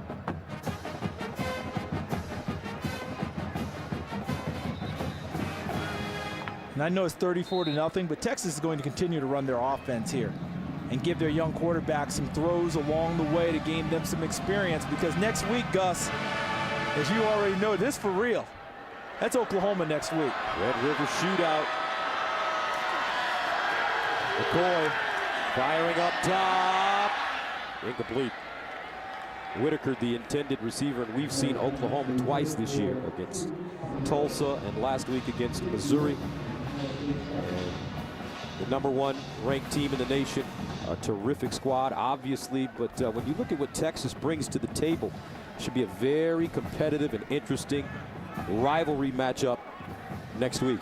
I agree totally, because this is not Texas of last year. This is the Texas that Oklahoma is used to playing against.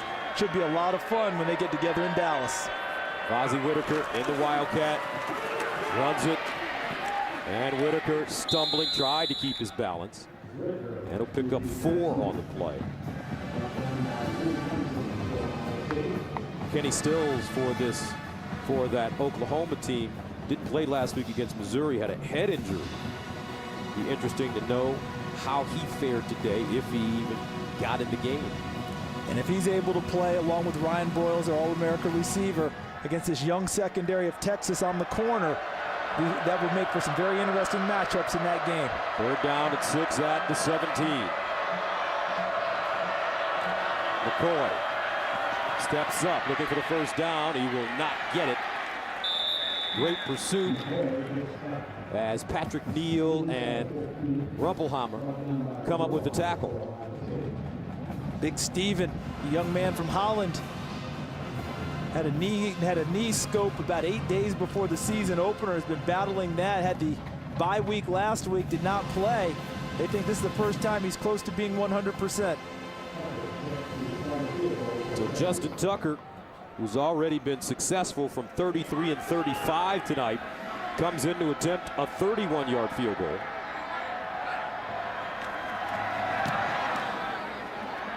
And he remains perfect. No! They're calling that one no good. I think my eyes deceived me, partner. Looks like he may have snuck that one in.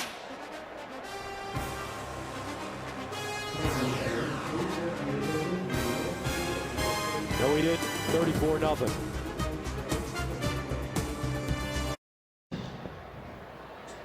The great views from just above the field are from our Chase Sapphire action cam. 8:16 to play, third quarter. Texas up big, 34-zip. Iowa State back on the field with the football at their own 20. James White, Hollis in the backfield, out of the diamond formation. They fire to the far side, and the ball caught. Darius Reynolds with another reception as he gets out of bounds, gains 12. All right, here's Kevin Frazier in the studio for a game break. Well, we check in on Oklahoma taking on Ball State. What a huge night for Landry Jones. 5 touchdowns, more than 400 yards passing, Gus.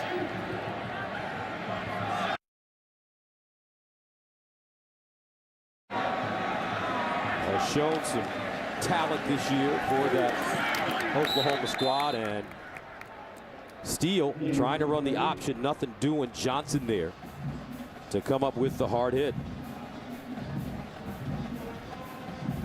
I mean, Giovanni Johnson just came in and just finished the play. I mean, that play looked like it was coming down the line. We might have an option, and he was having none of it. Just got to Steele Jans and said, that's it. Second down at 13 to the 29.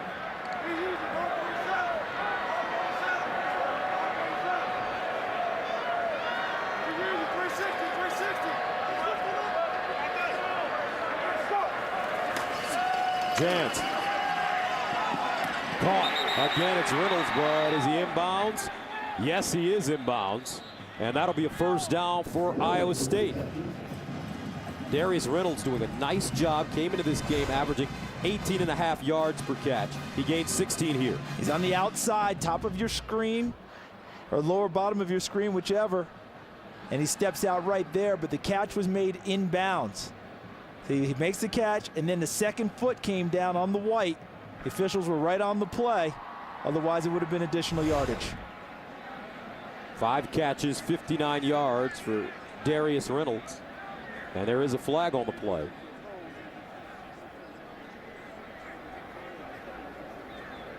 He made a nice adjustment on that ball, didn't he? Yes, he did. To help out his quarterback. He certainly did.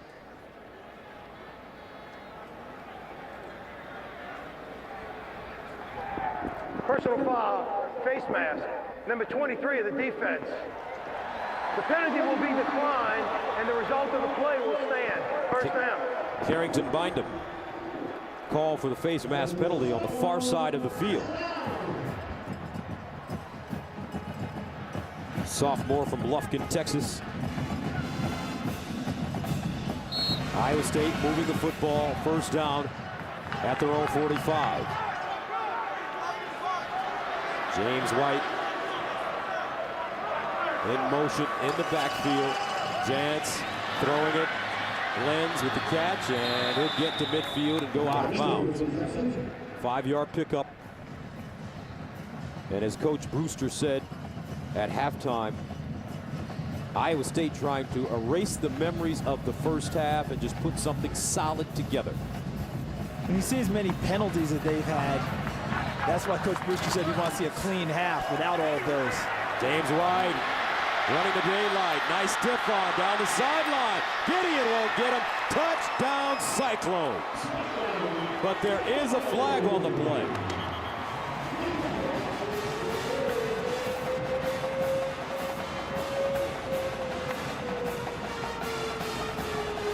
And this one may be coming back. Holding number 7 of the offense. The penalty will be 10 yards from the spot of the foul. second down. Gus, we met with the Iowa State staff on Friday. Okay, Coach Rhodes, Wally Burnham, defense coordinator, Tom Herman, offense coordinator. All right, we know that they are an extremely disciplined group of coaches, don't we? Yes, from we do. our time with them. Which leads to the question, when is that going to stop and carry over to the football field? A team with those types of disciplined coaches should not be, and you see the hook right there, and you see the grabbing of the cloth of the jersey, should not have 10 penalties per ball game. Second holding penalty on Darius Reynolds. Over the middle. And it's Horn making the catch as Kenny Vaccaro jumps on his back. And Gus, let me clarify something. Many times, really good football teams have a high penalty rate because they're extremely aggressive and get those types of penalties.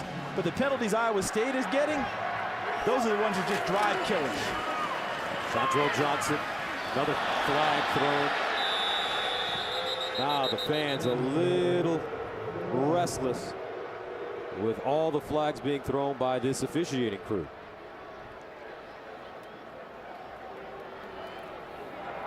Holding, number 75 of the offense. Penalty will be 10 yards from the previous spot. Replay first down. That's Hayworth Hicks, the right guard. And you know what the officiating crew would tell all of us? The last thing they want to do is throw flags. They want the game to proceed at a nice pace and rate too. But if you do it, they have to flag it. So my point finally, I'm gonna finish it. Aggressive teams often have a lot of penalties, but they get them by aggressive play. The penalties we're seeing from Iowa State, not aggressive play, just holdings, legal procedures, motions, all of those things. That's what has to be cleaned up. 7 penalties, 75 yards. Here's the option. Johnson hits the edge and goes out of bounds. Acho knocking him out of bounds, and he gains 9 on the play on 1st and 20.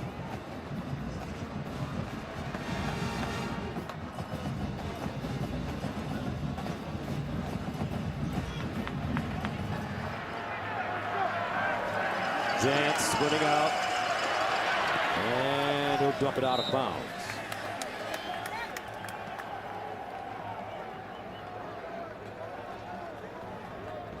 You saw Emmanuel Acho on the last play. That's a really talented young man.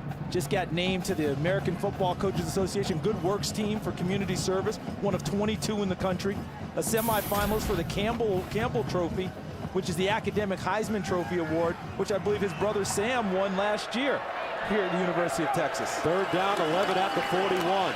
Jantz scrambling, throws to the sideline as Reynolds makes the grab, and it looks like he'll have a 1st down.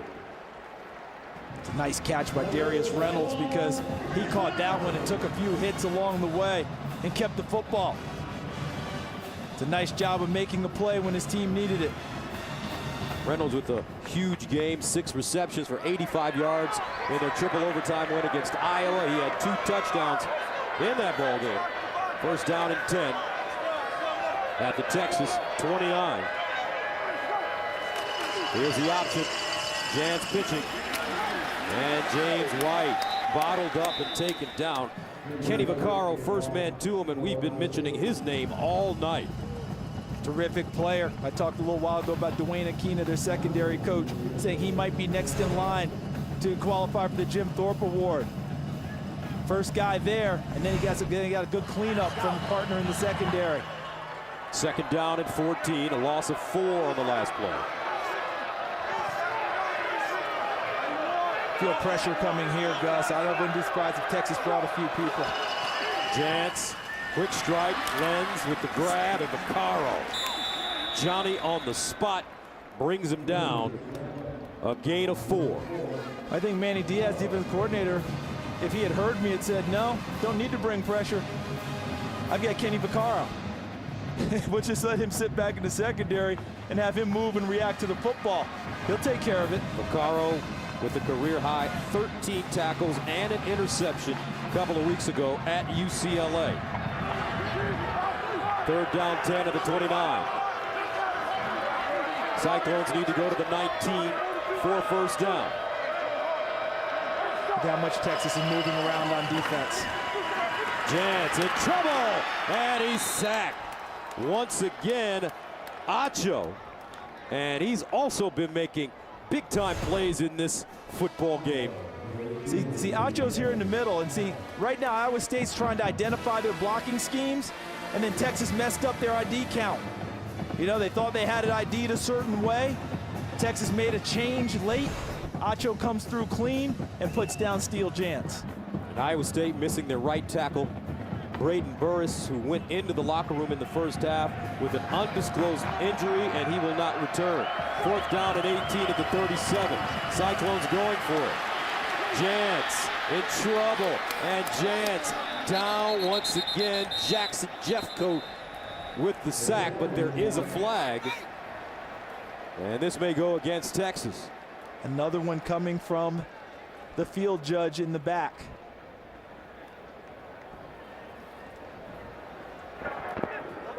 Holding, number 4, the defense. The penalty will be 10 yards from the previous spot. Remains 4th down. A little bit too much love for Kenny Vaccaro. Let's see what he does here in the slot. As he goes by, yeah, you can stand in front of him and jam him. But on that play, he grabbed a little jersey. Just got a little bit lazy there on that play, just to try to slow him down and go on to his assignment. That ended up costing them. And now Iowa State gets another opportunity to get a first down. 4th down and 8, 19-yard line. Is the goal for Iowa State. Jantz caught, flag on the play. Darks, touchdown. And the field judge, Reggie Smith, threw the flag again. He's going to need rotator cuff issues after this is over. That's another flag coming from the secondary, and I think this was going against Iowa State for a push-off. Pass interference, number 6 of the offense. The penalty will be 15 yards from the previous spot. Remains 4th down. I believe this is Darius Darks right here running the pattern. Little bump there. I'd have to see it from the side. Here we go now.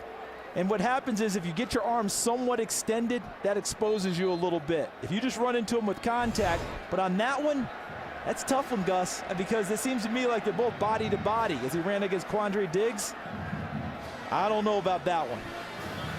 4th down and 23, and Iowa State will go for it.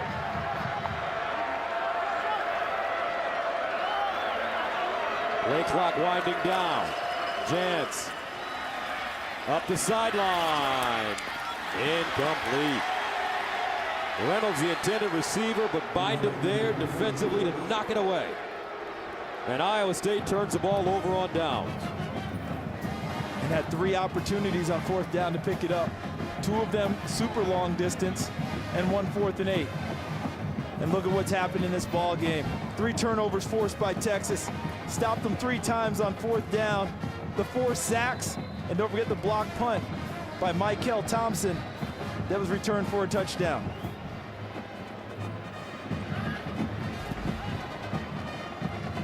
So McCoy and the Texas offense at their own 42. Malcolm Brown, the single setback. And they give it to him straight ahead.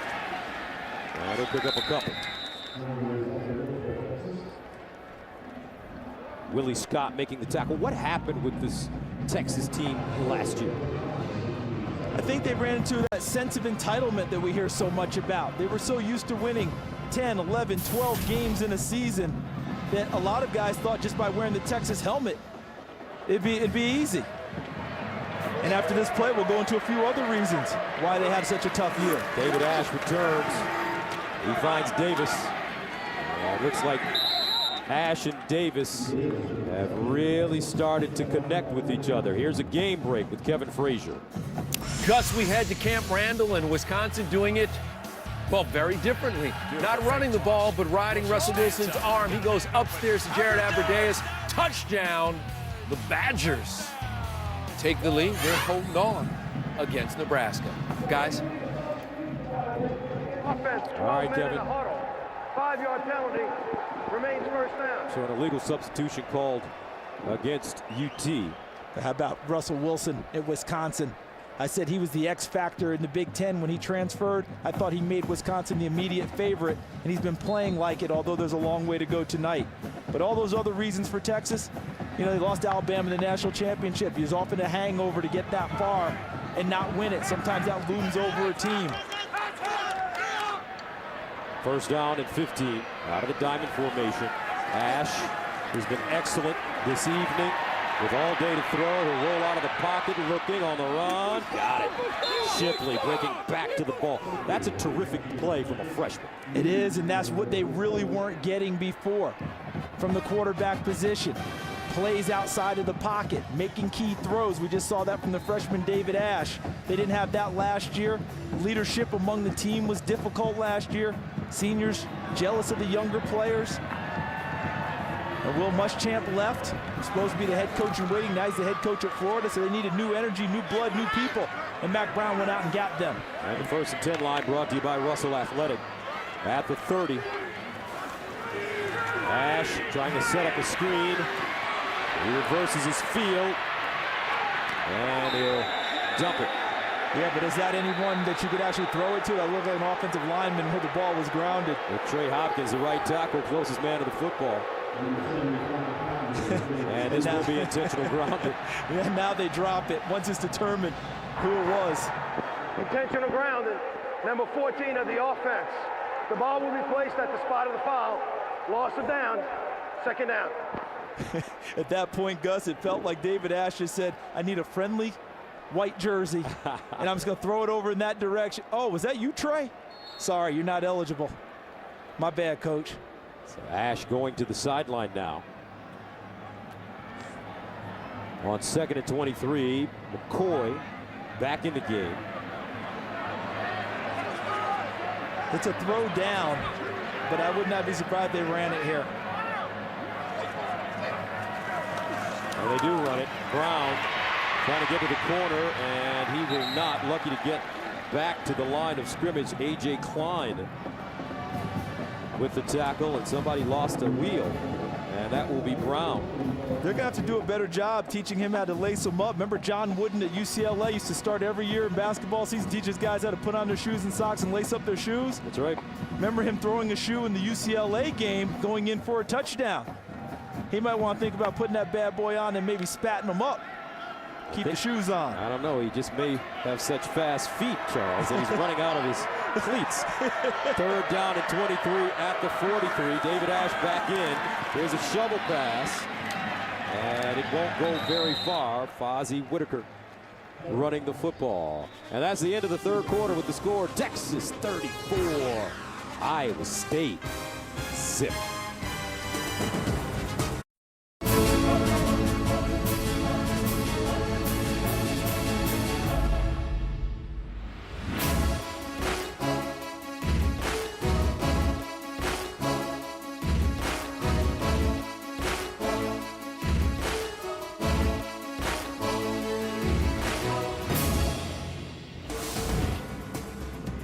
Welcome back as we take a look at the scoring by quarters. Big 2nd quarter for UT. Scoring 21 points. Our score after 3, 34-0.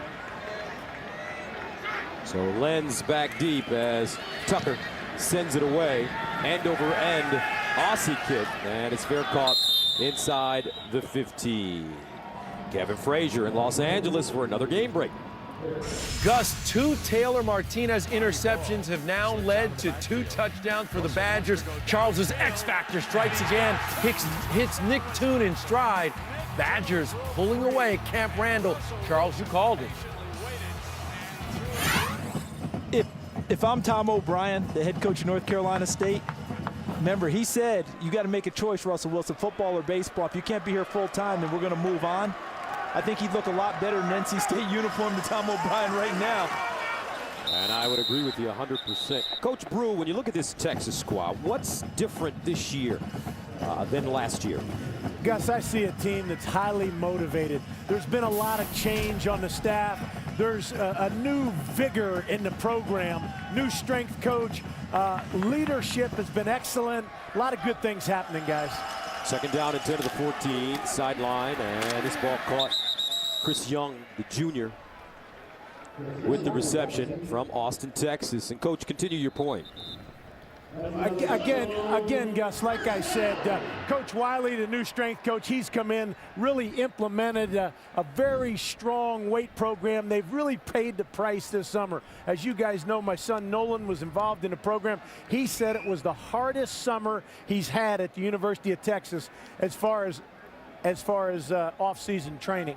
That's right. Nolan Brewster found out this week, Coach Brewster's son, that he would not be able to play football anymore because of migraine headaches, which resulted in concussions, and big decision for him to step away, and also a very tough time for the Brewster family. They will step away.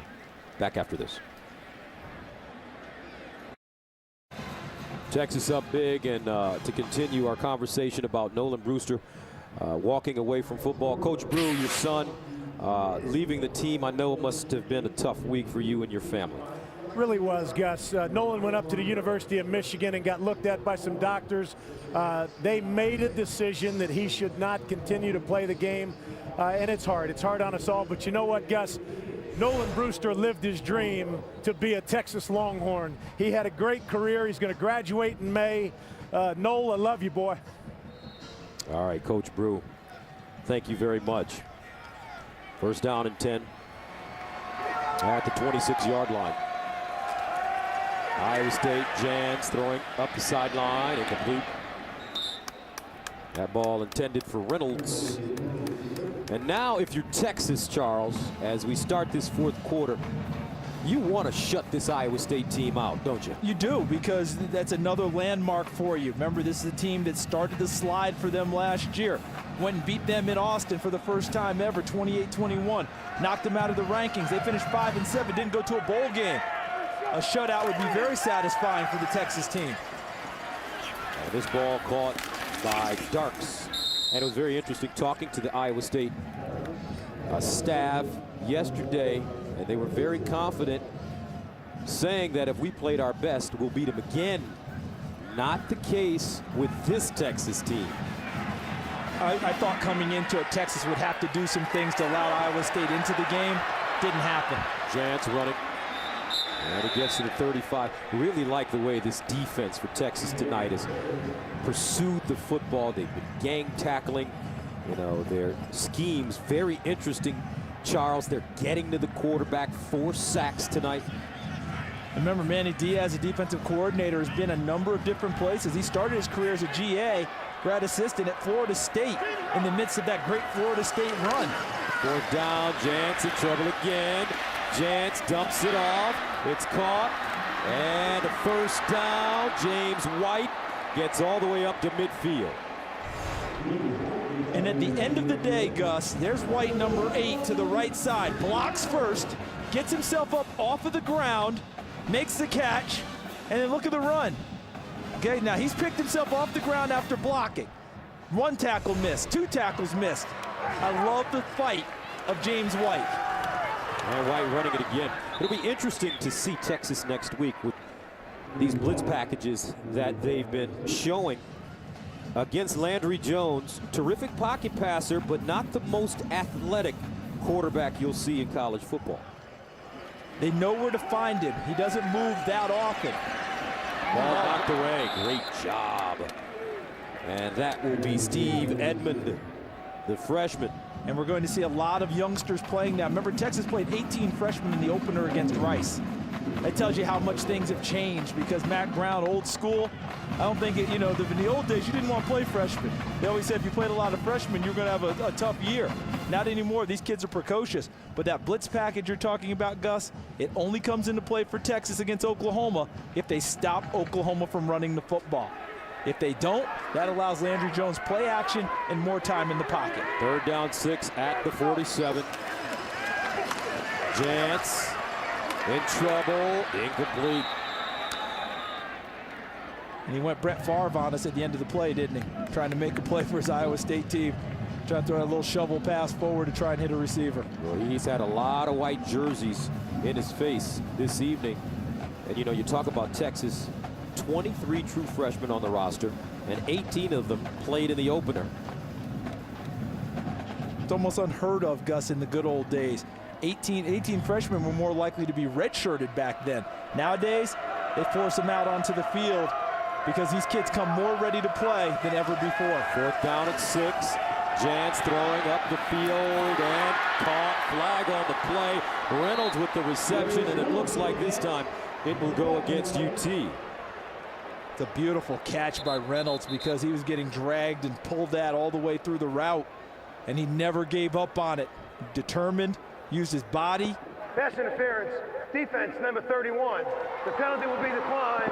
Result of the play, 1st down. That's Leroy Scott, backup defensive back. Look at him, hand on the hip, waving in front of his face, contact before the ball gets there. Look at Darius Reynolds focus and complete the play strongly. And that's a 37-yard gain. I love that. I love seeing that kind of effort from a team down this big, because that's what you get graded on, Gus, come the rest of the week. And you saw the ball possibly hit the ground. If you're Iowa State, you want to get Reynolds off the field and try and run a play before they want to run a review. The coaches look at that game tape when you're down big. Did you continue to hustle when you were down? That tells a lot about your character as a player. 1st down and goal at the 10-yard line. Now they'll take another look at this play. It's under further review. And this crowd's thinking, is there anything that we can have that doesn't have a string attached to it? Or in this case tonight, a flag or official review? Because you're going to see him make the catch. There's the penalty. So worst case scenario, they're going to get an interference call out of it. Looks like he completes the process of the catch, but did the ball hit the ground as he was going to the ground without having firm control? Cradling it, ball's moving. See, I think you can make a case that that ball's hitting the ground, and if so, I think it comes back where it's a pass interference call against Texas, and you get the 1st down and move. Remember, they ruled it a catch on the field, so is it indisputable? That's going to be the key.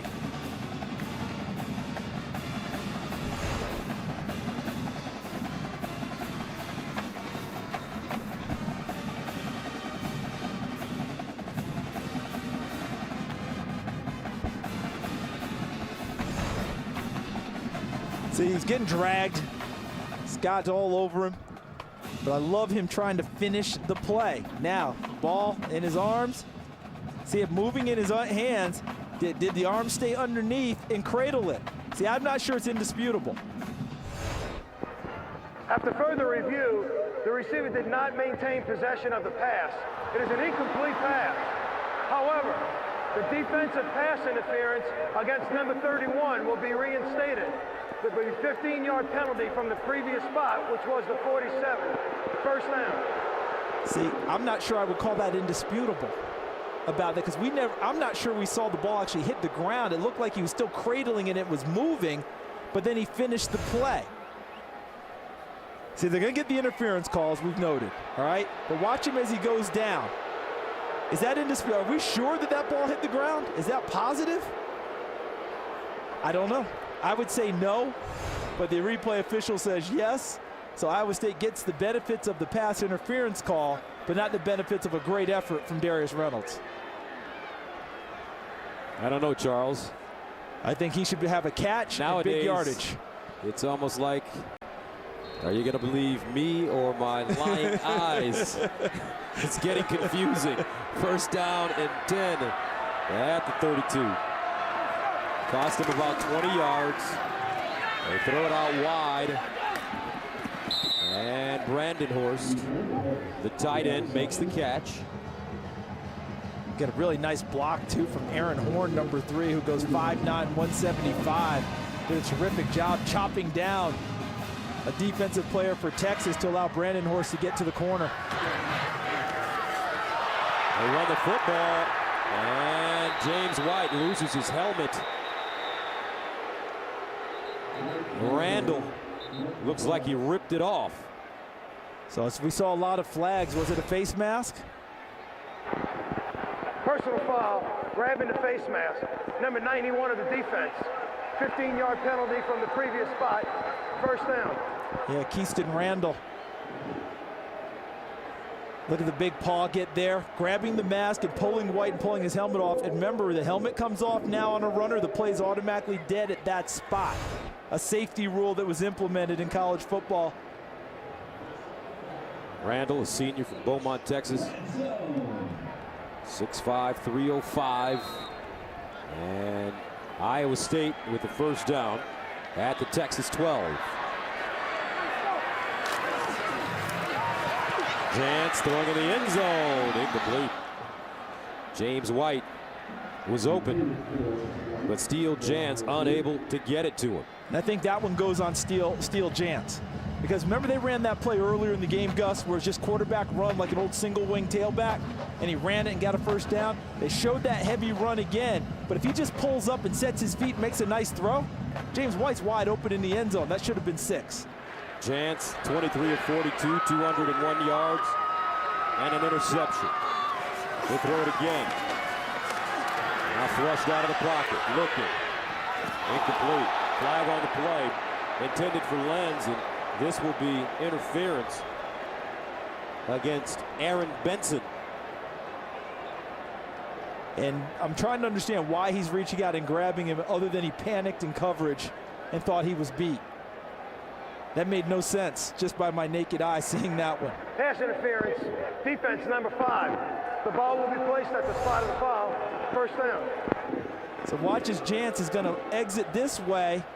Watch as we go. In the slot, kind of holding and touching him. You're right there, Aaron Benson. You don't need to reach out and grab him. Your coverage is really good. He didn't trust his coverage. The redshirt freshman, Cedar Hill, Texas. Here comes a blitz. They run it with White looking.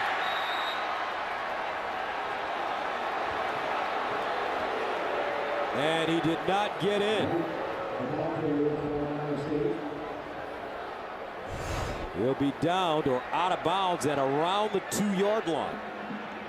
His initial contact. And he's hitting the pylon and going through. Jantz, quick snap. White again. Got one signal touchdown and one not touchdown, Gus, from the guys coming in from the sides. One signal touchdown. And they'll spot it at about the 1-inch line. Wow, I thought he crossed the goal line before he was actually knocked back. Let's see. Yeah, it doesn't look like the tip of the ball crossed the goal line. Did the ball get there? This would be a tough call because he was actually spun around on the tackle. See, right there, it wouldn't be indisputable, though. It looked like it got to the goal line, but can they say definitely that it did? That's going to be a tough call for our replay official. In a 34-0 game, now he's getting all these tough calls down the stretch. And there's a player down for Iowa State. And looks like it's 72. There's Simile, their star left tackle. Remember, Gus, he came into this game having nursed a badly sprained ankle since training camp and continues to play with it, play on it, I should say.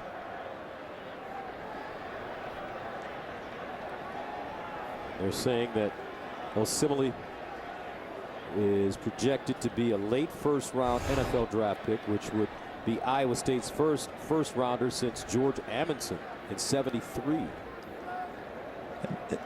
Okay, and so this is the guy we're looking at. James White. See the spin? There's the ball. Okay, let's take a look. Right in there. You see it right in there? Now, is that past the goal line is going to be the key. Did that hit the goal line, pass it? That's a tough one, isn't it? All right, let's bring in our rules analyst, Mike Pereira. Michael.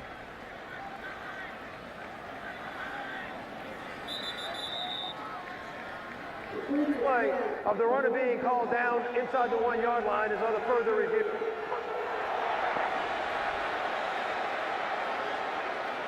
And right now we're having some slight technical difficulties trying to get you to Mike Pereira. You hear the crowd's reaction? I think it's twofold. One, can we catch a break?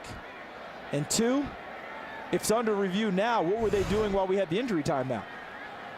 I mean, I think that's the crowd's wondering why we might not have a resolution at this point. See, from right there, that's going to be tough because you can't see whether it crossed the goal line or not. And that's where Osemele got bent backwards at the end of the play and got hurt. But you see him there, that's the best view you're going to have, and the replay official has to determine. After further review, before the player was down, the ball did break the plane of the goal. It is a touchdown.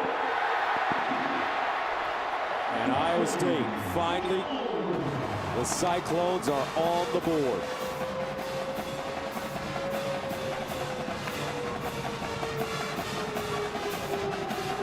But at what cost? Kelechi Osemele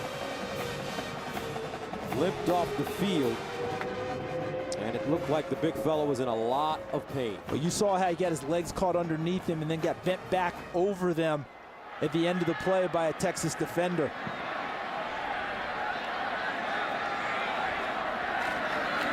And the extra point is good. 11:33 to play in the fourth quarter. Iowa State, finally.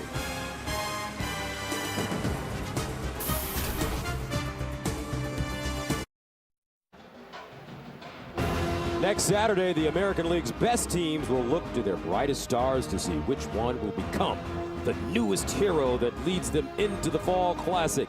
Legends are born in October, and our exclusive coverage of the ALCS begins next Saturday at 7:30 p.m. Eastern, 4:30 p.m. Pacific, only on Fox.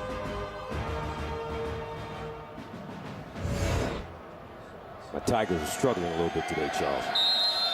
You know, when you're dealing with the Yankees, and the hard part is you end up having to waste Verlander because of the delay. Oh. So he couldn't come back again today, nor could Sabathia for the Yankees. The Yankees. Iowa State kicking it off. And this will be Malcolm Brown running the football on the kickoff. Now let's join Kevin Frazier for a game break. Gus, Courtney Upshaw had the big touchdown, and then he has this big sack on John Brantley. Unfortunately, Brantley down, injured. He was taken in for x-rays. Has a right leg injury. He is definitely out for the game. Gators down big. Alabama team so well coached under Nick Saban. And that's too bad about Courtney Upshaw, one of the better players on maybe the best defensive team in the country. We're talking about Courtney Upshaw. Talk about his upside. Oh, he's getting a long look from those guys. They say NFL. First down and 10. And here's the handoff. DJ Monroe.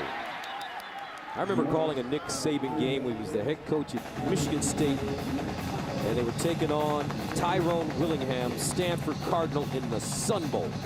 Down in El Paso, Texas, and Stanford, I believe, 7-5 that year. I think Nick Saban's team 9-2, if I remember correctly, or somewhere in that neighborhood.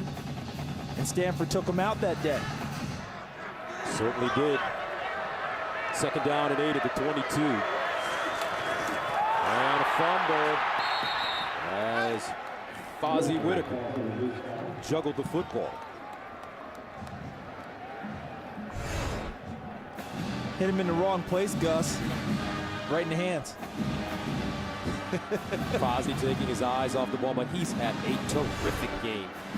He has. Talk about an extra dimension for their offense. 6 carries, 50 yards, and a touchdown. 2 catches for 7 yards. He's run the Wildcat perfectly. Even threw a pass out of it. Although I will say I'm not crazy about running backs throwing the football. Third down and 17. McCoy throws on the run to Shipley. He cuts it back inside, looking for the first down, but he will not get it. Shipley gaining 14 on the play on third down and 17. Knott and Lang combining on the tackle for Iowa State.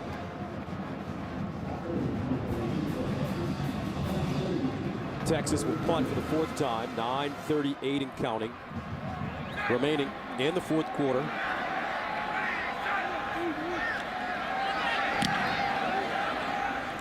And Lenz comes up to field it, and it's fair caught at the 36.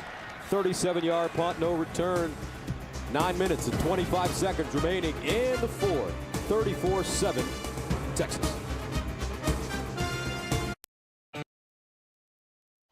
Bozzie Whitaker in the Wildcat. And watch this.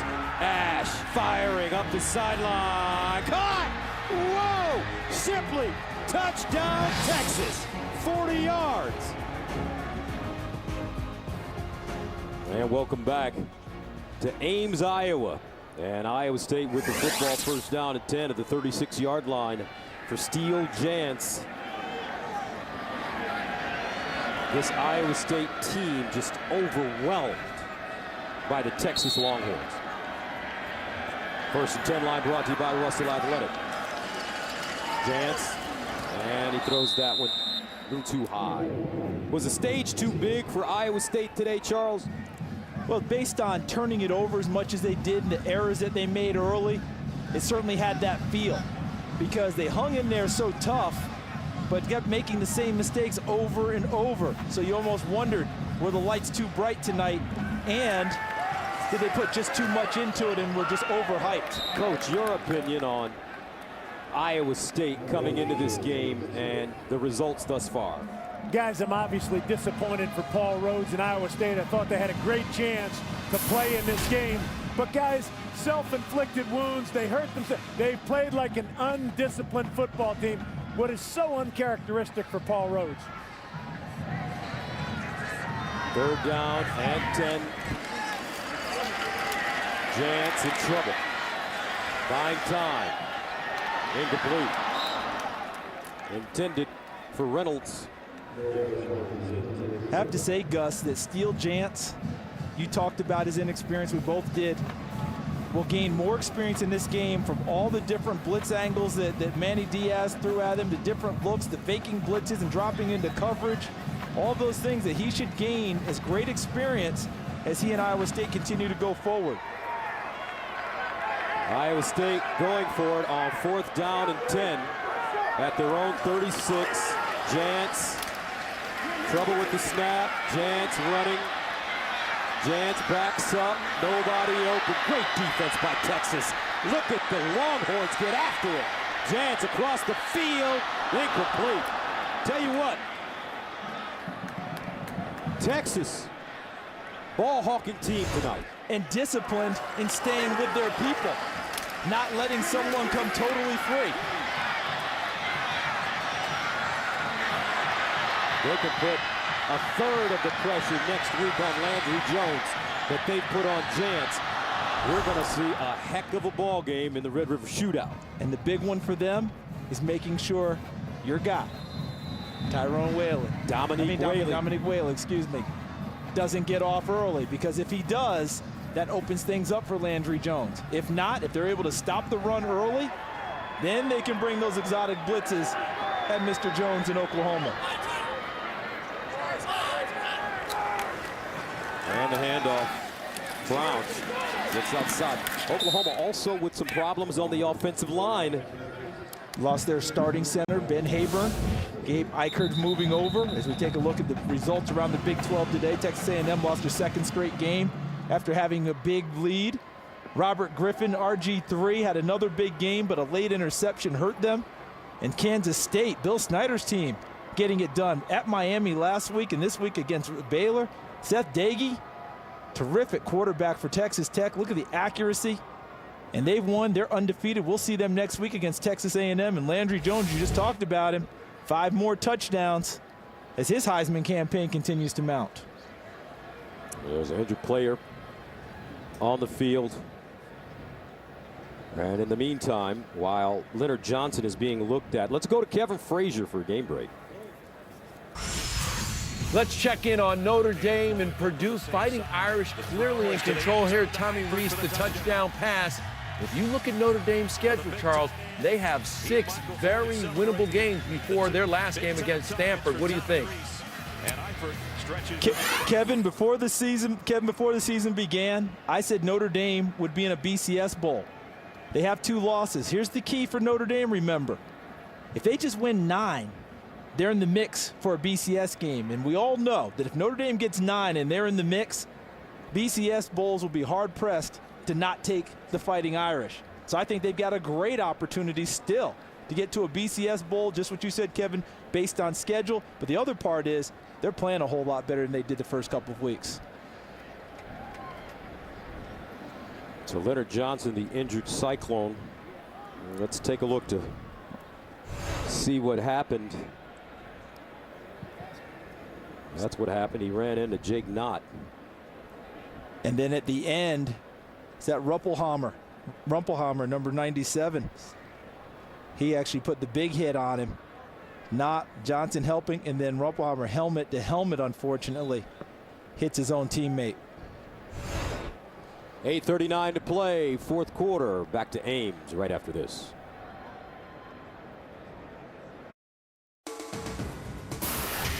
Fox College Football is presented by Russell Athletic, who reminds you that together we are. And brought to you in part by Chrysler, imported from the D. 8:39 to go here in the 4th quarter, and Leonard Johnson is still on the field. Cyclone, as well as Longhorn players, have knelt down and said prayers for Leonard, and they brought the stretcher out. And it's important to say that generally when this happens and they bring out the stretcher, it's for precautionary purposes. And quite often it looks worse than it actually is. But they want to make sure that players get the ultimate care, and that's why these crews work extremely hard pregame practicing this procedure to make sure that there's no chance for players to be permanently damaged. Medical crews around the country all do a fantastic job helping these young men, and here comes Paul Rhodes to check on his player, which is something I always like to see out of a head coach. When you have an injury of this sort, you go check on that player. You sat in those rooms and told mom and dad, I'm going to take care of your boy. I love when they come over and do this because it's the right thing to do. And Paul Rhodes is that type of an individual anyway. Leonard Johnson, senior from Clearwater, Florida. Had the big personal foul penalty after headbutting David Ash. And he was momentarily in Coach Rhodes' doghouse, but he put him right back out on the field. He's one of their better players. They needed him to have an opportunity to win tonight. We certainly hope he's going to be okay. You know, one error that we saw tonight, that doesn't take away from the fact he's a pretty good kid. You know, in the offseason, he ran a football camp back at home for kids who couldn't afford to go to football camp. Brought a couple of teammates in, Jeremiah George, Jarvis West. They came in and helped. And you see Johnson moving his fingers. Always an encouraging sign. That's good. Once again, quite often when they bring the stretcher out for an injured player, whether it be in pro football or in college football, it's for precautionary reasons. Back after this.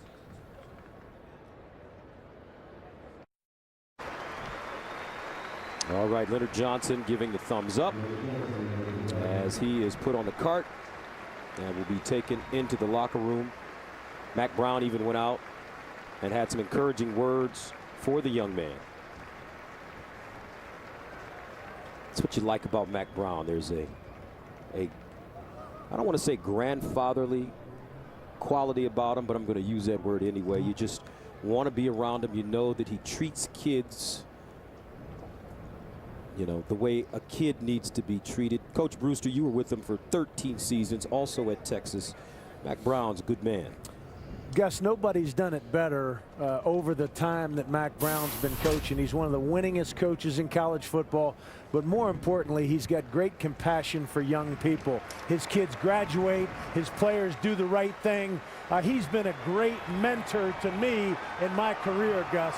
As you see, Leonard Johnson wave to the fans And I know that has to be a good feeling for not only the fans in attendance, but his teammates and also the Longhorns as well. And don't forget Leonard Johnson's family, who may be watching, may be here in attendance.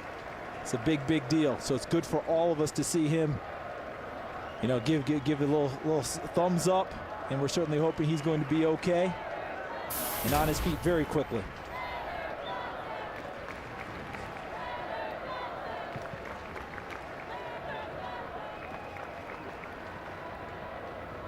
And as soon as we know something about Leonard's status, we will pass it along. 2nd down and 6 to 32 for Texas. Play fake. McCoy rolling. Throws on the run. Oh! Woo! Jones with the reception. But what a hit by Washington. Jaquez Washington, the free safety, takes on the tight end, Dominique Jones. Striking hit. Jones does a nice job possessing the football on the catch. 1st down and 10 at the 19.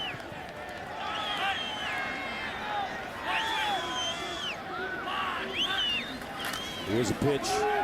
Brown. And Brown gobbled up by Jake Knott.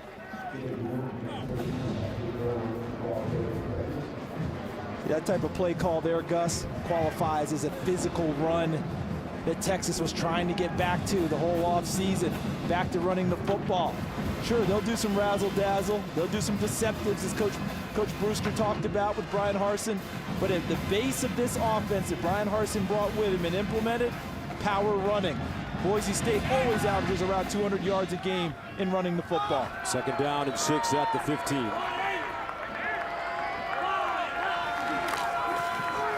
McCoy drops it off, and it's caught. Barrett Matthews with the reception. Gets close to the 1st down. Now, at the start of the half, Coach Brewster said 0-0 for both teams, and one of Iowa State's goals was to win the 2nd half. Right now, they're up 7-zip, so it's time for their defense to dig in and try and pay off one of those goals. As Coach Brewster has been saying all game long, self-inflicted wounds for this man's team. Turnovers. McCoy incomplete. On 3rd down and 3, that brings up 4th down.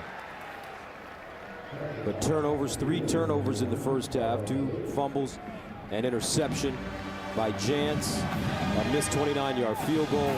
Leonard Johnson with a personal foul when the Cyclone defense had a chance to get off the field, resulted in a 1st down and an Ash to Mike Davis touchdown.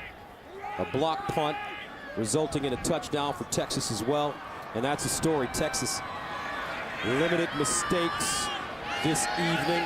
Justin Tucker, 2 for 3 on field goals, 29 yards away. He gets it.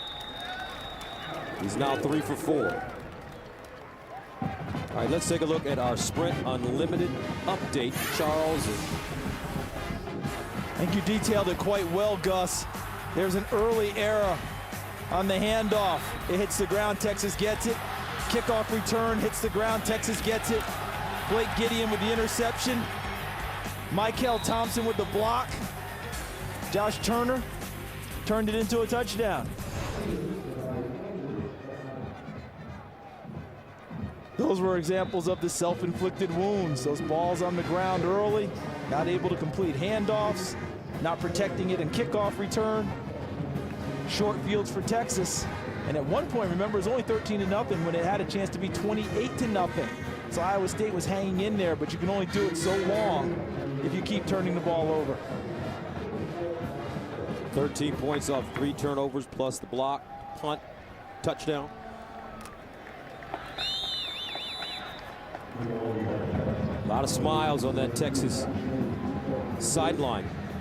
They come into Ames and take care of business the way they were supposed to.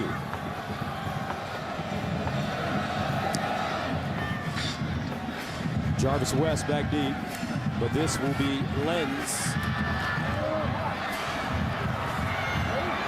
And Lenz driven out of bounds at the 37. All right, let's take a look at the USA Today coaches top 10.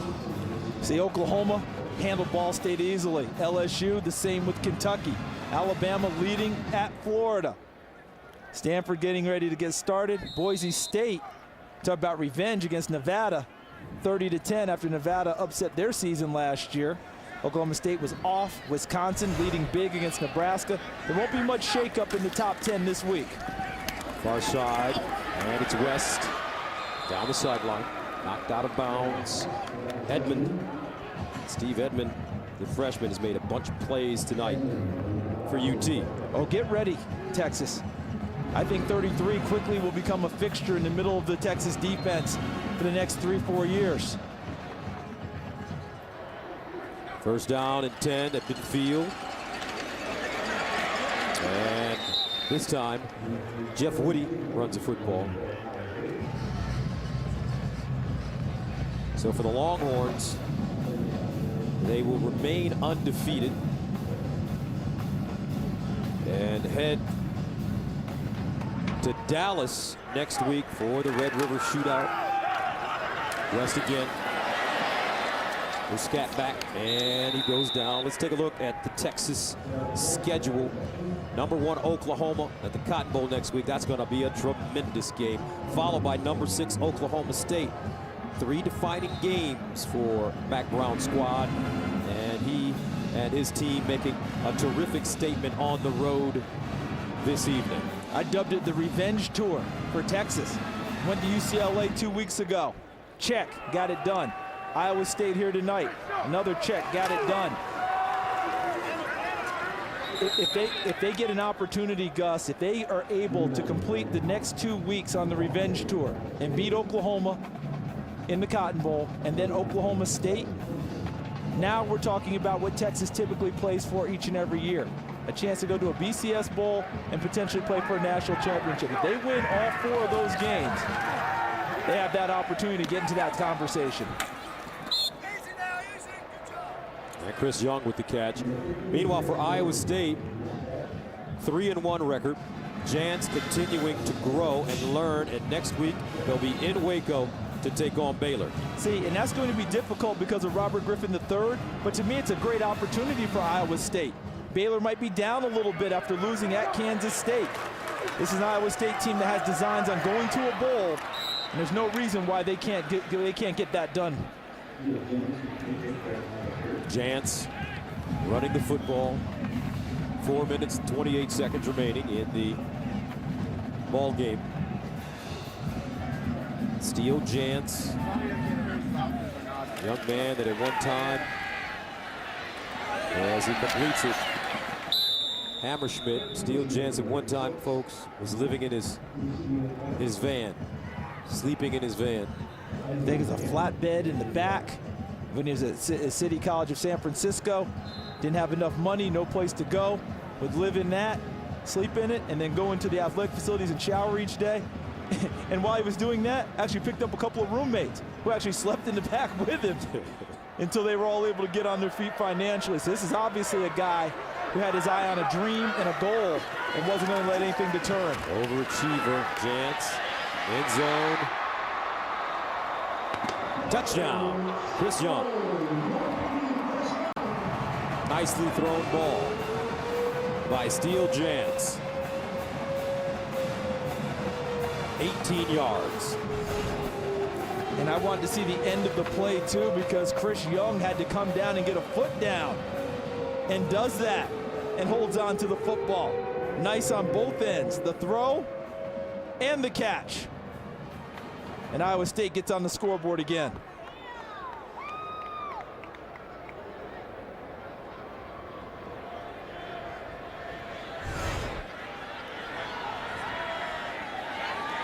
Zach Geyer in to attempt the extra point, and it's good. 3:50 to play in the fourth quarter, 37-14. Texas. Steele Jans comes from a family of very creative names. His dad's name is Fox. His uncle's name is Wolf. Other uncle is Stig. I don't know how you say his brother's name. I'm going to go with Braun. Braun. And his other brother's Truck. No C. And then there's the Man of Steel. I saw a couple of nice T-shirts here tonight, Gus. They were playing off of Steel Jantz's name with the S on it and the whole deal. They were hoping to kickstart a Heisman candidacy tonight. But Texas sure made that tough, but I like the way he's hung in there, and I understand why they've kept him on the field. Ordinarily, you want to get your starter out of a game like this, but he hasn't played that much, and they want to give him as much experience as possible, and he's seeing everything tonight coming from Texas. That can only help his development going forward.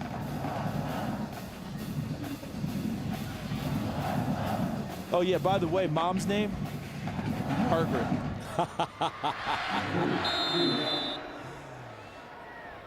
And that caps that story.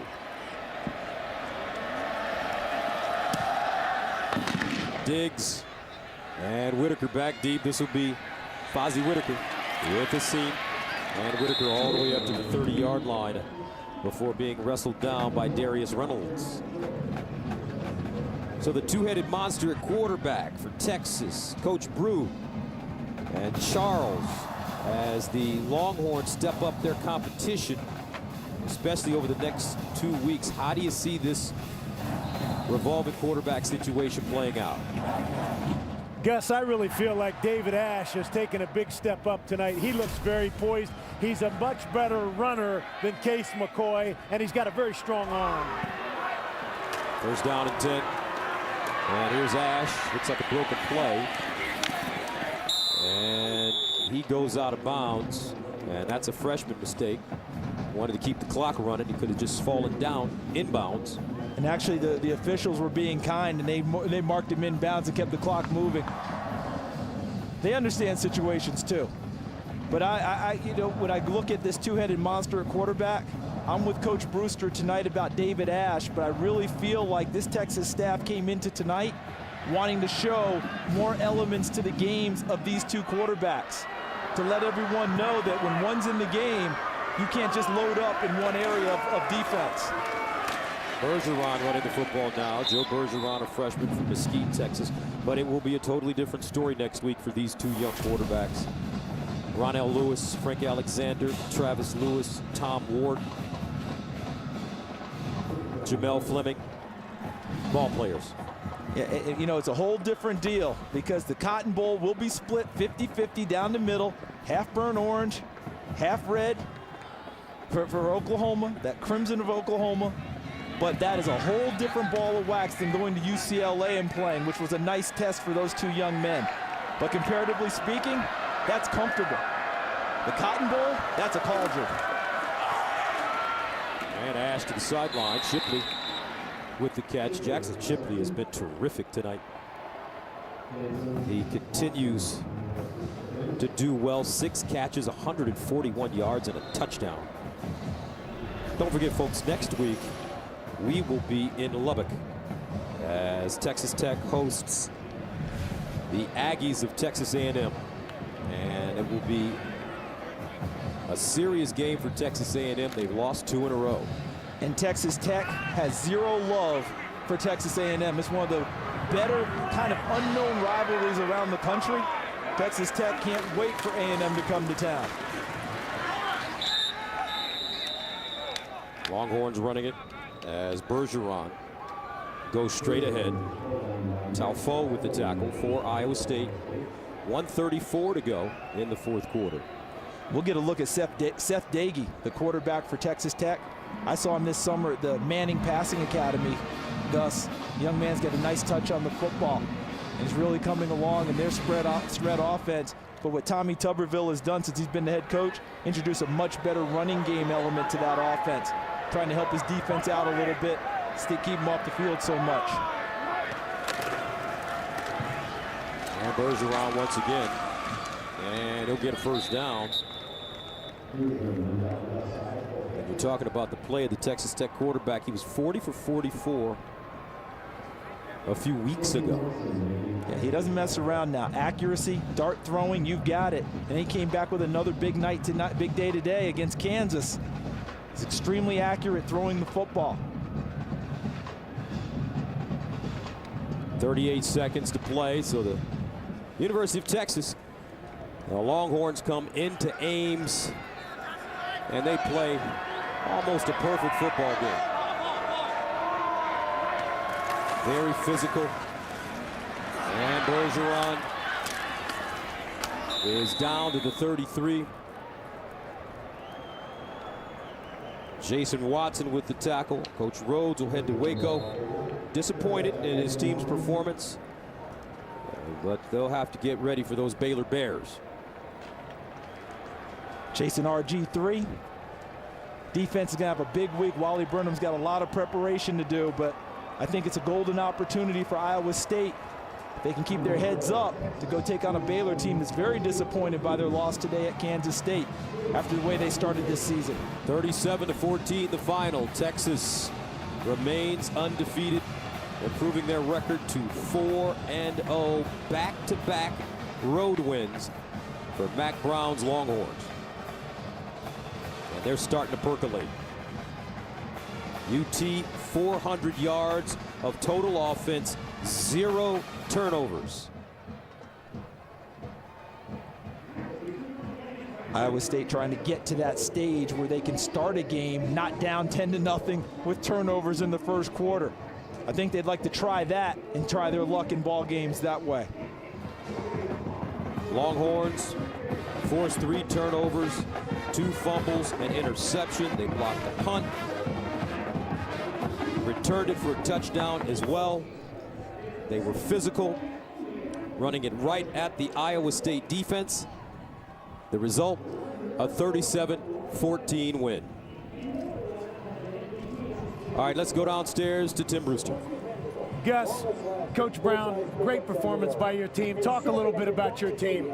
Well, Tim, we didn't play well in this game last year, and going on the road with a bunch of young guys, we did pretty well against UCLA. We wanted to see if we could repeat it tonight. I thought we forced a lot of turnovers. We did well in the kicking game. Offensively, we weren't consistent. We made some big plays, but we didn't get in the red zone and do what we need to do in the running game. I thought defensively we played well, got to play a lot of young guys at the end. Case McCoy, David Ash, talk about your QBs, Coach. Well, we just got to keep coming with them. Brian's trying to work through which one needs to be in there and when he needs to be in there and which one does what best. I thought we were a little more inconsistent tonight than we were last week, but both of them have a chance to help us. Things pick up next week with Oklahoma. Thank you, Coach. Great job. Thank you very much. Thank you. Appreciate it. All right, Coach Brew, 37-14 our final score. Don't forget, next Saturday on the FX Game of the Week, we'll be in Lubbock, Texas, where the number 13th ranked Texas A&M Aggies will take on the Texas Tech Red Raiders. Coming up after our commercial break on the East Coast, 2.5 men, and on the West Coast, Hancock. Complete game for this Texas squad. They do a little bit of everything and walk away with a 37-14 win, undefeated, and getting ready for #1 OU next week. For Charles Davis, Tim Brewster, and our entire crew, I'm Gus Johnson saying so long from Ames. Have a good evening.